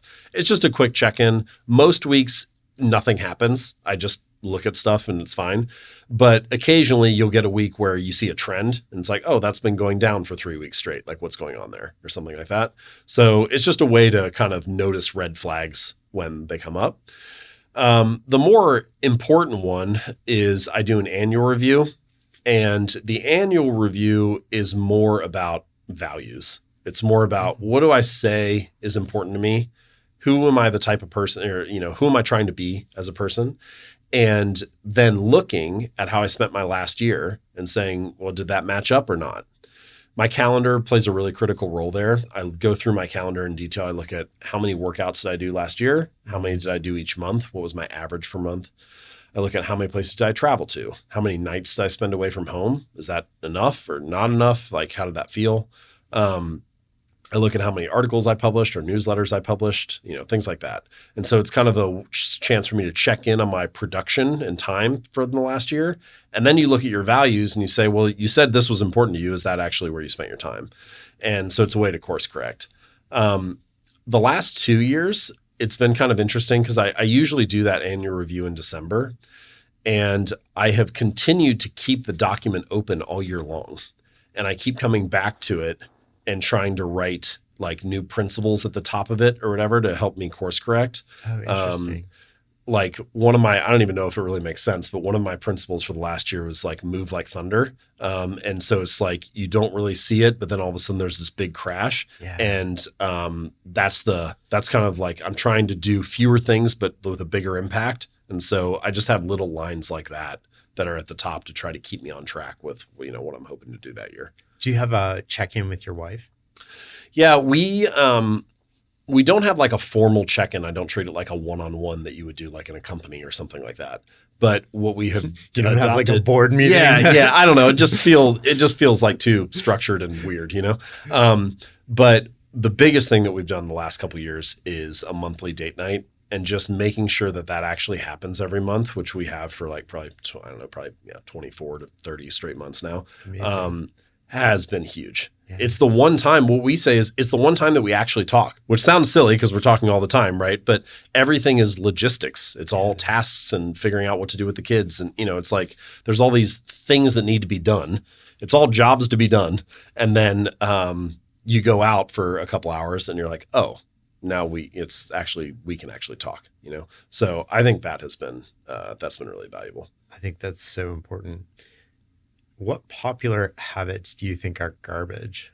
The only one that's coming to me right now is consuming the news, and browsing social media. Those are the two that I just feel like, I wonder, we have one of our grandparents is in her 90s, and we talked to her and it's kind of like, oh yeah, we smoked when we were younger, but like nobody knew, like they're like, we didn't realize, like everybody did it. It wasn't, it was just like how it was. And I wonder, like when I'm 94, like what am I going to be saying where it's like, we were all on social media. Nobody knew, like we didn't realize. And I don't mean to criticize social media too much because like obviously there are benefits from it, but I do wonder what we're going to look back on and be like, yeah, we didn't quite realize the full effect of all of it. And it was kind of like, messing with our minds. So increasingly, I mean, we're moving to a world, I don't think people quite realize that yet, where if you and I open the same article in the Wall Street Journal or New York Times, it's going to be two different versions of that article that's based on our browsing history, our political preferences. And I'm not saying they're doing that today, but you can see the technology is sort of formulating. I kind of feel like the only way to win is to not play the game, so that's why I've sort of checked out in a lot of ways. We have two friends who are our age who have never had social media accounts. And I'm like, man, I kind of wonder what it's like sometimes. Like that's kind of, I don't necessarily like envy them, but I do look at that and I'm like, well, that's kind of a refreshing way to live, And it is interesting how essential it feels in the moment. It feels like, oh, I can't really give this up because it's a really big, important part of my life. But if you can get yourself to give it up for a month or something, you realize actually life goes on just fine. You can still live a very rich and full and fulfilling life, and it plays no role in it. So, I think giving that up has been good. What's the 2-minute rule? 2-minute rule is very simple. It just says take whatever habit you're trying to focus on and scale it down to something that takes 2 minutes or less to do. So read 30 books a year becomes read 1 page. Or do yoga 4 days a week becomes take out my yoga mat. Sometimes I mention those examples to people and they kind of resist it a little bit. I had one guy who's like, okay, buddy, like I know the real goal isn't just to take my yoga mat out. I'm actually trying to do the workout. So I understand where people are coming from, but the 2-minute rule does something important. I have this reader, his name was Mitch. I mentioned him in Atomic Habits. And he started going to the gym and he lost over 100 pounds, kept off for more than a decade now. But when he first started to go, he had a rule where he wasn't allowed to stay at the gym for longer than 5 minutes. So he'd get in the car, drive to the gym, get out, do half an exercise, get back in the car, drive home. And it sounds silly, right? It sounds like kind of ridiculous. Like, oh, clearly this is not going to get the guy the results he wants. But what you realize is he was mastering the art of showing up. Mm. He was becoming the type of person that went to the gym 4 days a week, even if it was only for 5 minutes. And I think this is a very deep truth about habits, which is a habit must be established before it can be improved. It has to become the standard in your life before you can scale it up and optimize it and turning it into something more. You need to standardize before you optimize. Yeah.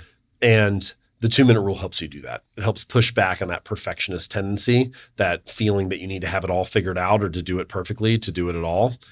I don't know why we do that with our habits. We get very all or nothing about them. We're so focused on finding the best sales strategy, the perfect business idea, the ideal diet plan. We're so focused on optimizing that if we can't find the perfect one, we're like, well, I need to keep researching. But you need to master the art of showing up. Like if you can't go to the gym for 5 minutes 4 days a week, who cares how good the 45-minute workout plan is? It's just a theory at that point. Ed Lattimore has that phrase or that quote where he says the heaviest weight at the gym is the front door. Yeah. Like there are a lot of things in life that are like that. The hardest step is the first one. The most difficult action is the first movement. So you need to master the first step, master stage 1, and then advance. I just like this principle of you should try to use your current advantages to gain new advantages. So, early on, like if I look at my entrepreneurial career,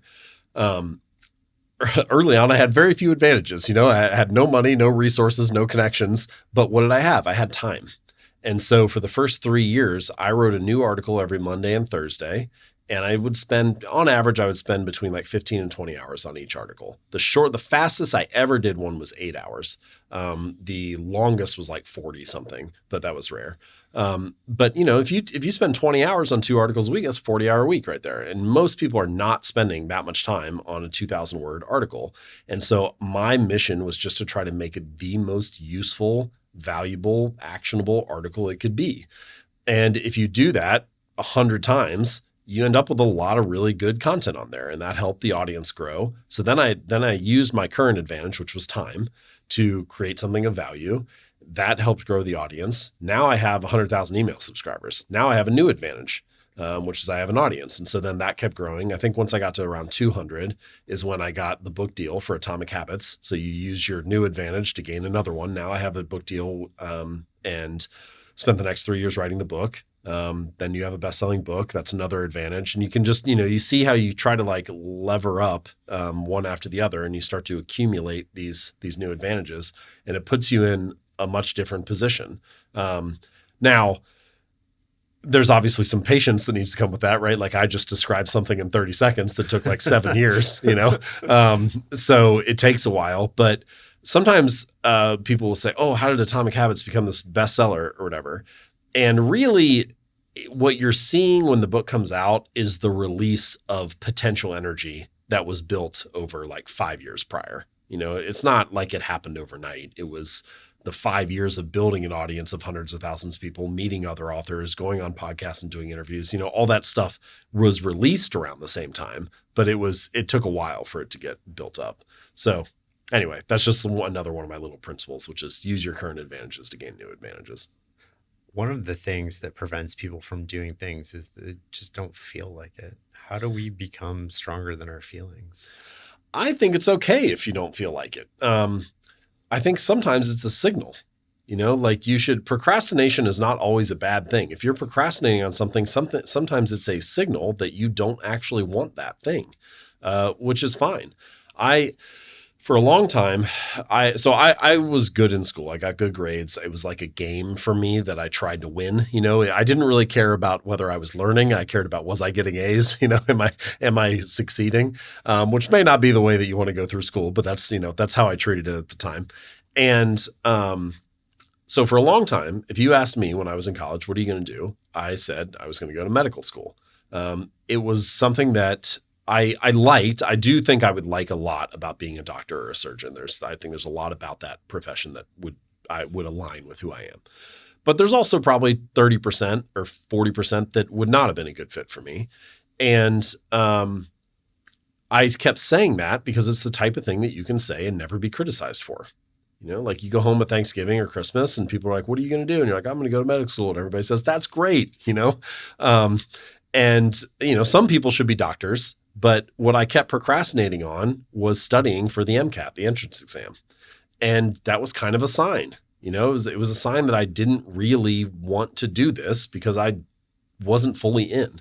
And I ignored that for a long time, and took it and didn't do that well. And, but it's like, yeah, like that wasn't necessarily a bad thing. It was a sign that I realized at some intuitive level that this isn't actually what I wanted. And it was just a story that I kept saying. Whereas other stuff like writing about habits, for example, I was interning at an orthopedic medical practice over the summer. And I got to do a lot of cool stuff. I went in on like 35 surgeries and got to like shadow that and watch it. That was really neat. I did some back end billing stuff for the practice. But each afternoon, I usually ended up with about 2 hours where I was supposed to be working till 5 and I didn't have anything to do. And so I sat down and I started writing about habits. I just had this Word doc. It was just kind of like James's thoughts on habits. And it got to be about 60 pages long. And I was like, you should publish something of this. This is kind of ridiculous. Keep writing about all this. Like, what are you going to do it for? Kind of back to my earlier point about you should share your work publicly. And nobody asked me to do that, so it's kind of like, what are you doing on nights and weekends? What are you doing with your free time? Maybe that's what you should be doing during the week. And it was like very much that sort of energy. And so you look at medical school and you're like, well, I was procrastinating on a key part of it. And then you look at the habits and like writing part and you're like, well, you were doing this and nobody was even asking you to. And so those are two very different forms of energy. And I think trying to find the things where you are running toward the next thing, not away from the last thing, like same direction, totally different energy. What are you naturally running toward? What is naturally pulling you in? And those are the places that you should double down on. One of the things that you said that stood out to me there was nobody could argue with the fact that I was pursuing this goal. And so many people seem to optimize their life in this way, right? Where I'm not standing out. I'm not spiky. Nobody can. What will you not be criticized for? How do we develop the courage to, the book, The Courage to Be Disliked, but basically the courage to. Yeah, it's kind of I've started to call it internally to myself. I've started to call it the tyranny of labels. It is the tyranny of being beholden to a label. It's the need to be described in a certain way, to need to be called a best-selling author or a surgeon or a lawyer or whatever the label is. If you need that label, then you are beholden to doing it that way. But if you can release yourself from the label and instead ask yourself, what type of lifestyle do I want? Or what type of impact do I want to make, regardless of what the actual label is? Now, all of a sudden, a ton of options open up. So as an example, like I have a couple friends and family members who are professors. If you need to be a professor, if you need to have that label, you're very limited in what your job options are. But if instead you ask yourself, well, what kind of lifestyle do I want? Okay, well, a professor's off in the summer. I like the flexibility of that lifestyle. Or what type of impact do I want to make? Well, professors get to teach. They teach concepts to other people. Well, if you just say, I want a flexible life where I get to teach people, there are tons of options. You could be a podcaster, you could be a YouTuber, you could write, you could do, you can do almost infinite. You could be a coach. There's so many different ways to teach and to have a flexible life. But if it needs to be about the label, now all of a sudden your subset of options is very limited. And I have seen this again and again with people who I think are very talented and intelligent, but they kind of restrict themselves because they have to have the label. And so I think if you can give that up, if you can release that need to be described in a certain way, to have a certain status marker, but instead ask yourself, what type of impact do I want to make? What type of lifestyle do I want to have? Now, all of a sudden, you have a lot more options for making it happen. A lot of people consume the gist of something. So if you think of James, you read a full book, you might take away one idea from that book. You compress that idea into a thought. You post that thought on Twitter. Yep. Somebody reads that thought and they think that they understand at the same level that you do, but you've distilled all this experience into that. How do you think about when it's okay to have the gist of something versus when you need to deep dive and it's actually important to go into the weeds on things? It seems, I'll put this in context, it seems more and more people are refusing to deep dive and we're just sort of like skimming on the surface of knowledge. Mm-hmm. That's absolutely right. A lot of that is kind of is it the medium or the message? The medium is the message sort of thing. You get forced into it by the shape of Twitter or the shape of Instagram or whatever. It's not a place where you can unpack a book length argument or even a 30-minute argument. Everything is compressed to a headline or a tweet. So it's hard to play that game, to be browsing on there for 30 minutes or 60 minutes or an hour and a half a day and also be nuanced. You need to play a different game if you want the nuance. But separately, thinking about this for me, you're right. That is a big part of what I do is I try to, so I when I was working on Atomic Habits, I had 12 chapters at the time. There ended up being 20, but at the time there were 12. And I wrote the chapter title on an index card for each of them. I laid all 12 out on the floor. And then I went to my bookshelf and I grabbed each book that was relevant to that chapter. And usually there were like 4 or 5 or 6 for each chapter. So I had these little stacks of books by each index card. And then I looked at each of those books and I said, how can I take everything that is genuinely useful from this book? Like when you sit down and you read these 200 pages, what are the 2 or 3 ideas that you actually remember or that made an impact? Or what are the 20 pages that really drove that point home? Can I take everything that's actually useful about this book and compress it into this chapter? And so that if you read this one chapter, now you don't have to read those 6 books. And I actually think that is a good measure for what makes a great nonfiction book is how many other books can you make irrelevant by writing this? Now that you've read Atomic Habits, you don't need to read these other 30. And I don't know if I actually hit that measure or not, right? Like that's for the readers to decide, but you're never going to hit it unless you strive for it. And so that was part of the objective, was to take everything that was useful and to compress it into this higher signal, piece. The first draft of Atomic Habits was like 712 pages or something like that. The final one was, 230 or whatever. And so, it got compressed a lot. And my goal was for it to be, as high signal as it could possibly be. So that is a big part of what I do. And you're right that if you just read the compressed version, you don't necessarily have the same nuance or depth that somebody else has. It's tricky to figure out like when do you need that and when can you just have the short version? Because like I said earlier, in many areas of life, good enough is good enough. And so giving somebody the compressed and actionable version is enough for them to get what they want. And then really the way to honor that is to let them have all the rest of their time back. That's one of my big principles is that don't waste the reader's time. You need to have an extreme respect for the reader's time, almost like a obsession over the reader's time. Every word that you write is actually an obstacle that the reader does not want to have to go through. Your book is an obstacle between them and the result that they want. Okay. And so every word needs to earn its place in that way. And if you take that seriously, then it forces you to make sure that the book is even better. But certainly there is a time for nuance and depth. And I think that's one of the nice things about books is that they provide that space. So my strategy for it is I try to have the compressed version, which is like the soundbite that's sticky and that people can remember. They can walk around with it in their mind. So things from Atomic Habits like every action you take is a vote for the type of person you wish to become. Great. That's kind of sticky. You can remember that as you go throughout your day, whether you're working on a fitness habit or a parenting habit or a writing habit, you can be like, okay, I'm trying to cast a vote for who I am. It's like a little shorthand that you can take with you.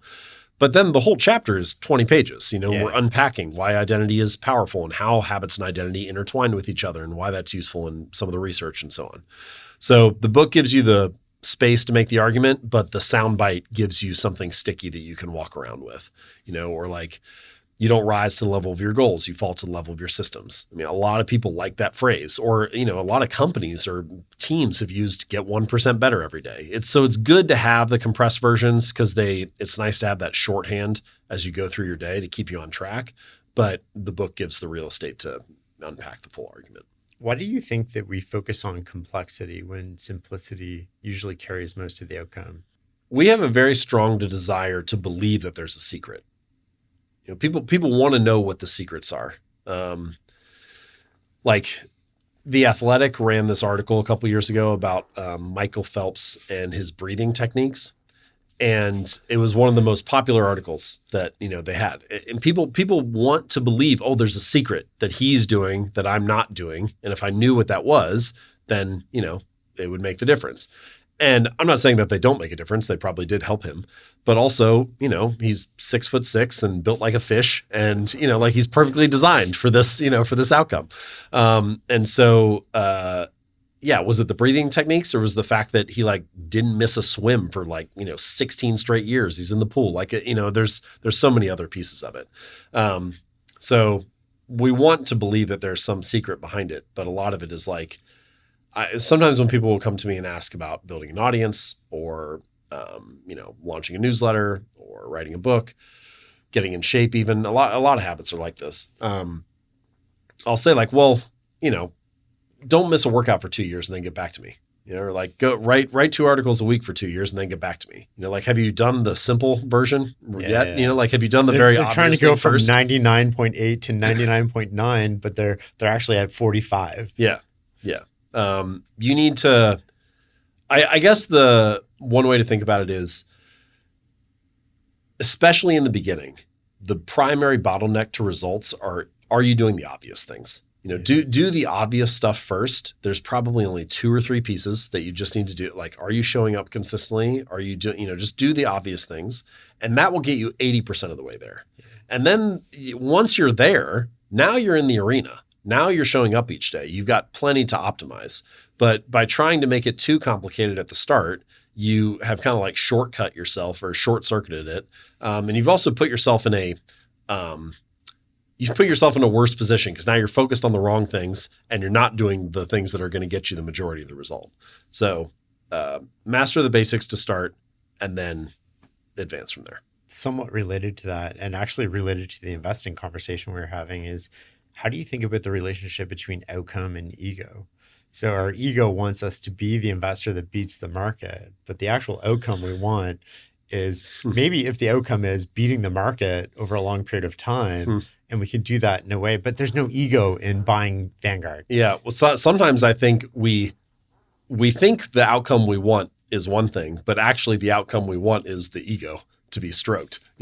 It's like, I wonder if how many people would be VCs if you weren't allowed to tell people what you invested in? Oh yeah. Like if you couldn't tell people I was an early investor in Uber, if you couldn't tell them I invested in Facebook, would you still do it? Or you like, how much of it is that label that you like? So certainly some of it is the returns, but a lot of it is the social status and the praise. So and that's fine. I'm not necessarily criticizing that. Like, we are social creatures, we are primates that want to climb the social hierarchy. Like there's nothing odd about it. It's part of human nature, but I think we should at least admit it, and admit what's actually going on. We crave the status as much as we crave the outcome. So, but back to your point about trying to balance ego and outcome and figuring out how to walk that delicate dance between the two and not let your ego lead you astray.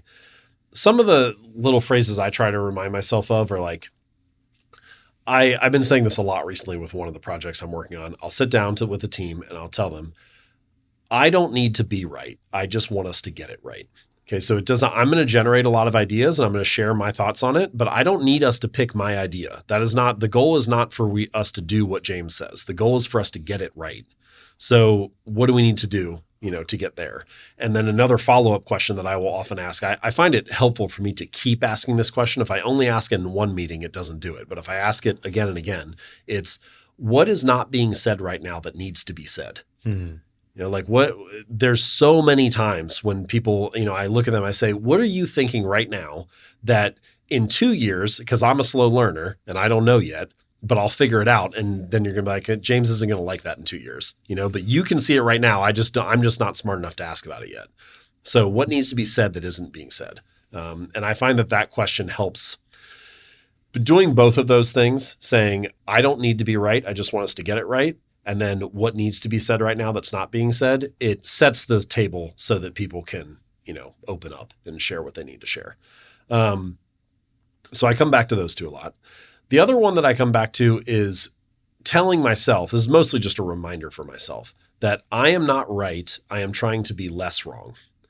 And if you start with the position that I am already wrong, I don't know everything, I'm getting something that I believe right now is off, but I'm trying to become less wrong, then you're more in a position where you're trying to learn and less in a position where you're trying to defend. If you believe that you're right, what's that line? It's like the fastest way to stop learning something is to believe you already know it. Yeah. It's like if you already believe that you're right, now you're not open to receiving. But if you believe that you're wrong and you're just trying to improve, now you can come at it from a much more humble place, and it doesn't need to be about you. So I don't always get that stuff right, but those are things that I try to center myself with. Jeff Bezos had this saying that stuck with me ever since I heard it, which was basically, and I'm paraphrasing, that the people who are right a lot change their mind a lot. And they're rarely right at the beginning, but they're right at the end. And there's a huge difference between being right at the start and being right at the end. Boy, that's great. Because it's so hard to be right at the start. So unlikely that your first idea is the one that works, or the one that's correct. I mean, you need to be willing to adjust along the way. And so that level of flexibility is, I think, critical. How do you think about the relationship between consistency and intensity? Intensity makes for a good story. It's like, oh, I went to a silent meditation retreat for a week, or I ran a marathon. We launched this product faster than any other had been launched, or whatever.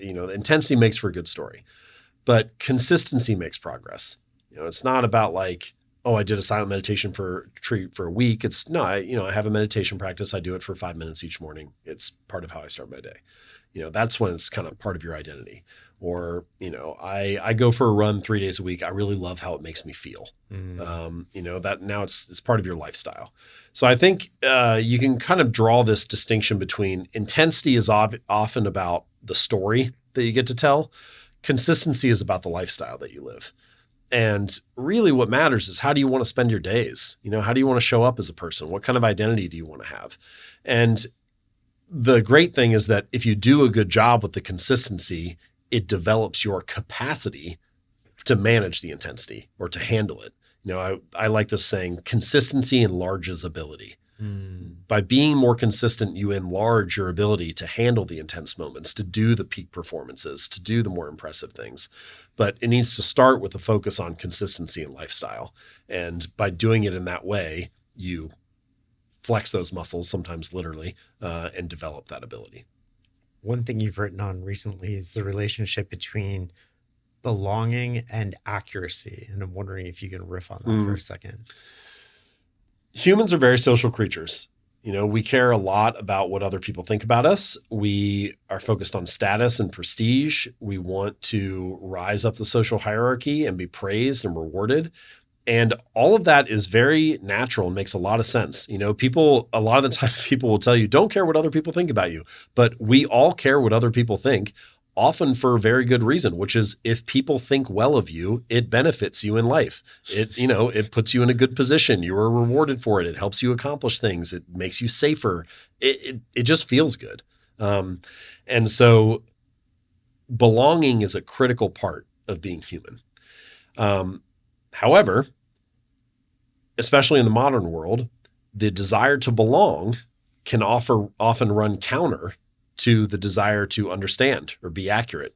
And so if you have to choose between, well, I could believe this thing and be ostracized or criticized or outcast from my community, or I could believe this other thing, which may not be that accurate, but it will get me praised and rewarded and accepted by my community. A lot of the time, the desire to belong overpowers the desire to understand. It puts you in a position where you're like, well, I could believe this fact that may or may not impact my daily life, or I could keep a good relationship with my wife and my best friend and my, coworkers and so on. And a lot of people choose the belonging over the accuracy. Do you think that applies outside of social groups too, to our identity? Like if I identify as a Republican or Democrat, then this thought has the exact same impact. So earlier in this conversation, we talked about the power that identity can have in building habits, right? Like as you start to practice a habit, you foster an identity. And that puts you in a stronger place because once you take pride in being that kind of person, you will fight to maintain the habit. You fight to be the type of person who doesn't miss workouts, the type of person who meditates each day, or the type of person who writes consistently, or whatever it is, because it's part of who you see yourself to be. But now we see that there's also a flip side to this, or a dark side, a shadow side to identity, which is the tighter you cling to an identity, the harder it becomes to grow beyond it. And so once you have started to identify as a certain type of person, once you adopt that label, oh, I am a member of this group, or I am the type of person who believes this thing, it becomes hard to stretch and grow outside of that. And so eventually what you realize is that you simultaneously need to have two things. You need to be casting votes for the type of person that you wish to become, building up evidence of that identity that you want.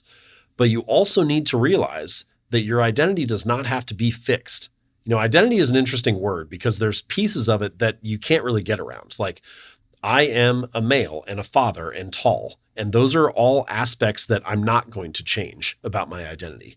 But there are other aspects of my identity that can be adjusted and can be, refined. So, I'm a writer. I don't always have to be a writer. That's part of my identity right now. I could shift to something else. And so I sort of view it as like a painting that's always being retouched and kind of edited. And so you're slightly adjusting the picture. And what you realize is that progress, both physical progress, but also mental, internal progress, requires unlearning. It requires the willingness to unlearn some of the identities that we have. And you see that when people are not willing to do that, they often get stuck.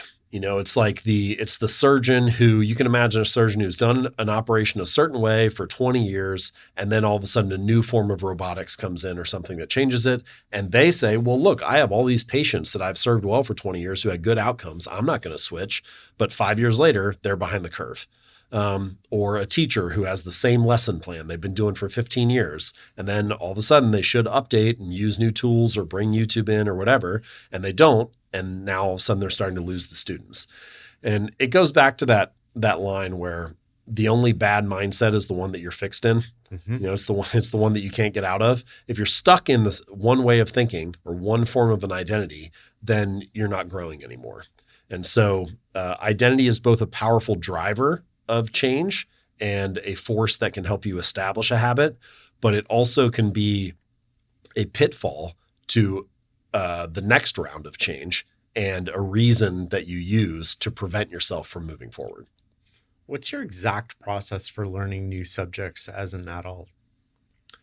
I don't know that I have an exact process, although now that you say that, so okay, this is kind of interesting. I don't have an exact process in the sense that I haven't written it down. I don't have like some template to give you, but I do have a pattern that I go through very consistently when I'm trying to learn something new. I think some of this is my personality and how it gets expressed, or maybe like a strength even. And some of it is probably applicable to everybody. So I really like living by this little principle of broad funnel, tight filter. And so I try to cast a really wide net when I'm learning something new. I want to read and consume an enormous amount of information. It's very common for me to have like 40 tabs open. I'll do a search. Like here's an example from when I was working on Atomic Habits. I found Reddit really helpful when I was working on certain sections of the book. So I would search things like, what's the best habit you've ever built? Reddit. Or what's one habit that you struggled with? Reddit. And if you search those terms, it'll pull up, 20 or 30 different threads. And so I would open all of those. So I'd have like 50 tabs open on there. And then I would go through and I would read all the comments in each thread. And a lot of it wasn't really that relevant, but I would probably find after I do that, I would probably find 6 or 7 or 8 phrases that I really liked, that I was like, oh, that's a good description of like a real problem somebody had. And then I put all those into a list together. And so what I'm learning is I'm learning what people struggle with habits. I'm learning, where did they succeed and where did they fail? And so I do that broad funnel, and then I have a really tight filter for what gets out. Look at 50 tabs, end up with 8 sentences. And I just would run that cycle again and again and again. So maybe I do it on Reddit for some stuff. I ran a survey with my audience for another. Look at social media comments, look at comments a long time ago, I used to have comments on my website. So maybe look at that. Go to the newsletter, go to my inbox, look at the replies that I've gotten from people through the newsletter. Like that's another one. So you just do these really broad data sets, and then you have a really tight funnel for what gets through, and you end up with some really high quality stuff that way. The tricky part about learning that way is it requires a lot of persistence. This is where I said, like, I think some of it's my personality. One strength for me, something I'm good at, is I can concentrate on something for a very long time. So I could do that for 8, 10, 12 hours in a day, and I would just spend it doing that. And I will just go through all those tabs and do the whole thing. A lot of people don't like that. The flip side of that, a weakness for me, is I'm not as good at compartmentalizing. So if I had that same 8-hour day, but it was split up on like 6 different meetings, I don't like that. I'm not good at the task switching between each one. It's too much. My mind feels really scattered. But if I can lock in and just do one task for the whole time, that feels great. So my approach to learning is usually something like that. Let me get a really broad data set and just read super widely. And then I'm just going to try to identify the most meaningful piece in each one and gradually like collect that into one area. I don't know if it was you that told me this or somebody else, but you had went through Amazon reviews for all these books as well. And that was another big piece. I went through, I am not the first person to write about habits, right? And I won't be the last. And so I looked at some of the books that had come out before me, Power of Habit, 7 Habits of Highly Effective People, books like this that had already been written on habits. And I went to the 3-star reviews on Amazon. 1-star review, everybody hates it, often for some stupid reason, like the book showed up and it was dirty on the dust jacket or whatever. 5-star review, everybody loves it. But the 3-star reviews or the 4-star reviews, those are pretty useful. It's usually a person who liked the book, but they had some complaint about it. And so I would look at all these different reviews, not just for those 2 books, but other ones as well. And I was just trying to map the like habits book universe. What has already been written? What do people like about what's been written, and what feels like it's missing? And the primary thing that came up is these books are really good at explaining habits, or they help me understand them, but I still am left wondering, how do I apply it? And so once I saw that enough times, I thought, all right, I can be the practical guy. I can be the one who translates this and makes habits actionable. And so my little objective was, I'm going to try to write the most useful, actionable guide on building good habits and breaking bad ones that's ever been written. And I don't know that I actually achieved that or not, but that was the objective, right? It's back to what we talked about earlier. If you don't strive for that, you're never going to just stumble into that outcome. You're not going to be like, well, I just decided to write a book and it turns out it was the most actionable one ever. It's not, you need to actually try to reach for that. And so I decided that was one project where I was going to do that, and research methods like looking at those reviews is one way to try to accomplish that. You don't get out of bed and become Michael Jordan, right? Yeah. I mean, it's like the classic, like, I don't want to work out too much because I don't want to look like a bodybuilder. And you're like, I'm like, I've been trying to look like a bodybuilder for 15 years. I still am not there yet. It's like, it takes a long time. You need a lot of effort. How do you think about prioritization? A lot of it comes back to what we talked about earlier about, can I find things that have tailwinds, that have leverage, that accumulate, that feed each other? And so if I find something that checks a lot of those boxes, that feels pretty high priority. I have this new thing I've been trying, which is I bought a bunch of wooden clothespins, the little, and they're like kind of flat on one side so you can write on them. And I hung a string from my office ceiling, so I got like 50 of these. And on each clothespin, so I wrote each of my kids' names on one. And then I wrote working out on another one. And then I have all these projects that I want to do. I've got stuff that makes sense that you would want to do, like, writing another book or things that you would expect. And then I got like totally other stuff, like a film idea that I would like, or like some idea for a music label, or, things that are like outside of my normal focus. But try to write all these ideas down. And then I put like a red line across the string. And the question is, what earns its way above the line? Obviously, my kids are going to go above it. Obviously, working out is going to go above it. But I have an increase, what feels like I have every year, especially with each additional kid you add, it feels like you have fewer and fewer hours. Yeah. Right? Yeah. And so the time is precious. And so I look at the rest of these projects and I say, is this good enough to earn its way above the line? And I need that visual reminder.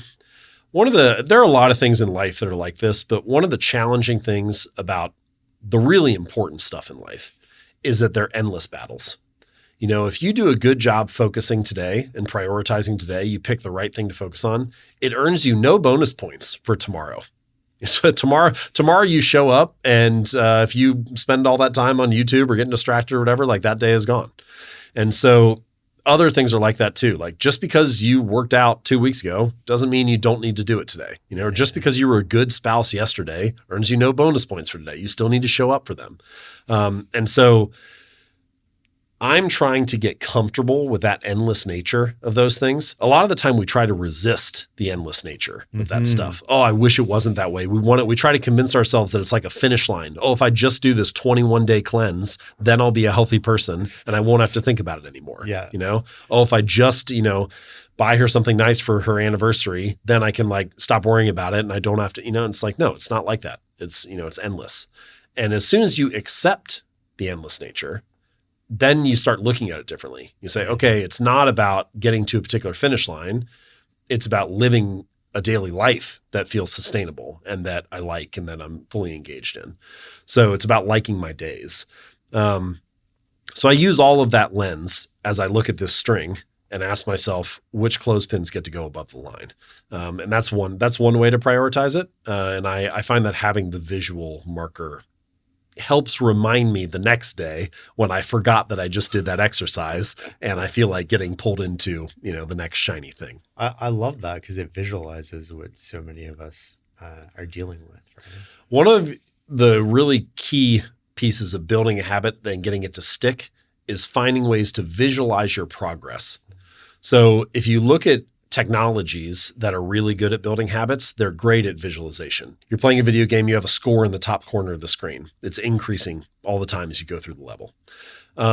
Every time you pick up a weapon or a ruby or a gem or whatever, there's a little jingle or a chime. There's some kind of power up. Even the pitter patter of footsteps as you run through the level is a signal that you're progressing. So you have all these signals of progress, visual, audio, the feedback is immediate. And if you compare that experience of just like playing this level for 15 minutes to what it's like to sit down and try to write a blog post or record a podcast interview or do anything in the normal world, is very different. The feedback comes much slower in real life. My parents, they like to swim. And, one of the challenges of swimming is your body looks exactly the same when you get out of the water as it did when you jumped in. If they're doing it for the visual results, it takes 2 years for your body to change in the mirror. And so they have a little habit tracker where they just put an X down for each day they do their workout.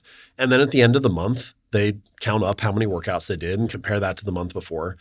And putting that X down at the end of the workout is like such a small little thing, but it's one little visual signal that we showed up and we did the right thing today, that I did what I was supposed to do. It's a way of visualizing your progress. And so finding ways to visualize your progress as you go through your habits is important because a hallmark of almost any compounding process is that the greatest returns are delayed. It's not till later that you get to the hockey stick portion. So in the moment right now, you do the right thing and you feel like I have nothing to show for it. So finding ways to visualize that can be helpful for getting habits to stick. We always end with the same question, which is, what is success for you? I think the short version is success is having power over my days. That's, if I have the freedom and the ability to choose how I'm spending my days, that sounds great. What more could you want than that? That means I would get to choose to spend time with my kids if I have kids. Before I had kids, it meant I could choose to travel or to work on projects that I wanted. Yeah.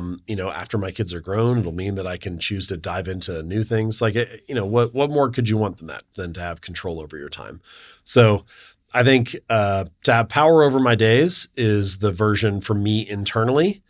And then to contribute my little bit to the world around me is the external focus. What does success look like on the outside? I think it's adding your little bit to the pile of knowledge for humanity. One of the great gifts of humankind is that you get to inherit the lessons of the 100 billion people that have come before you.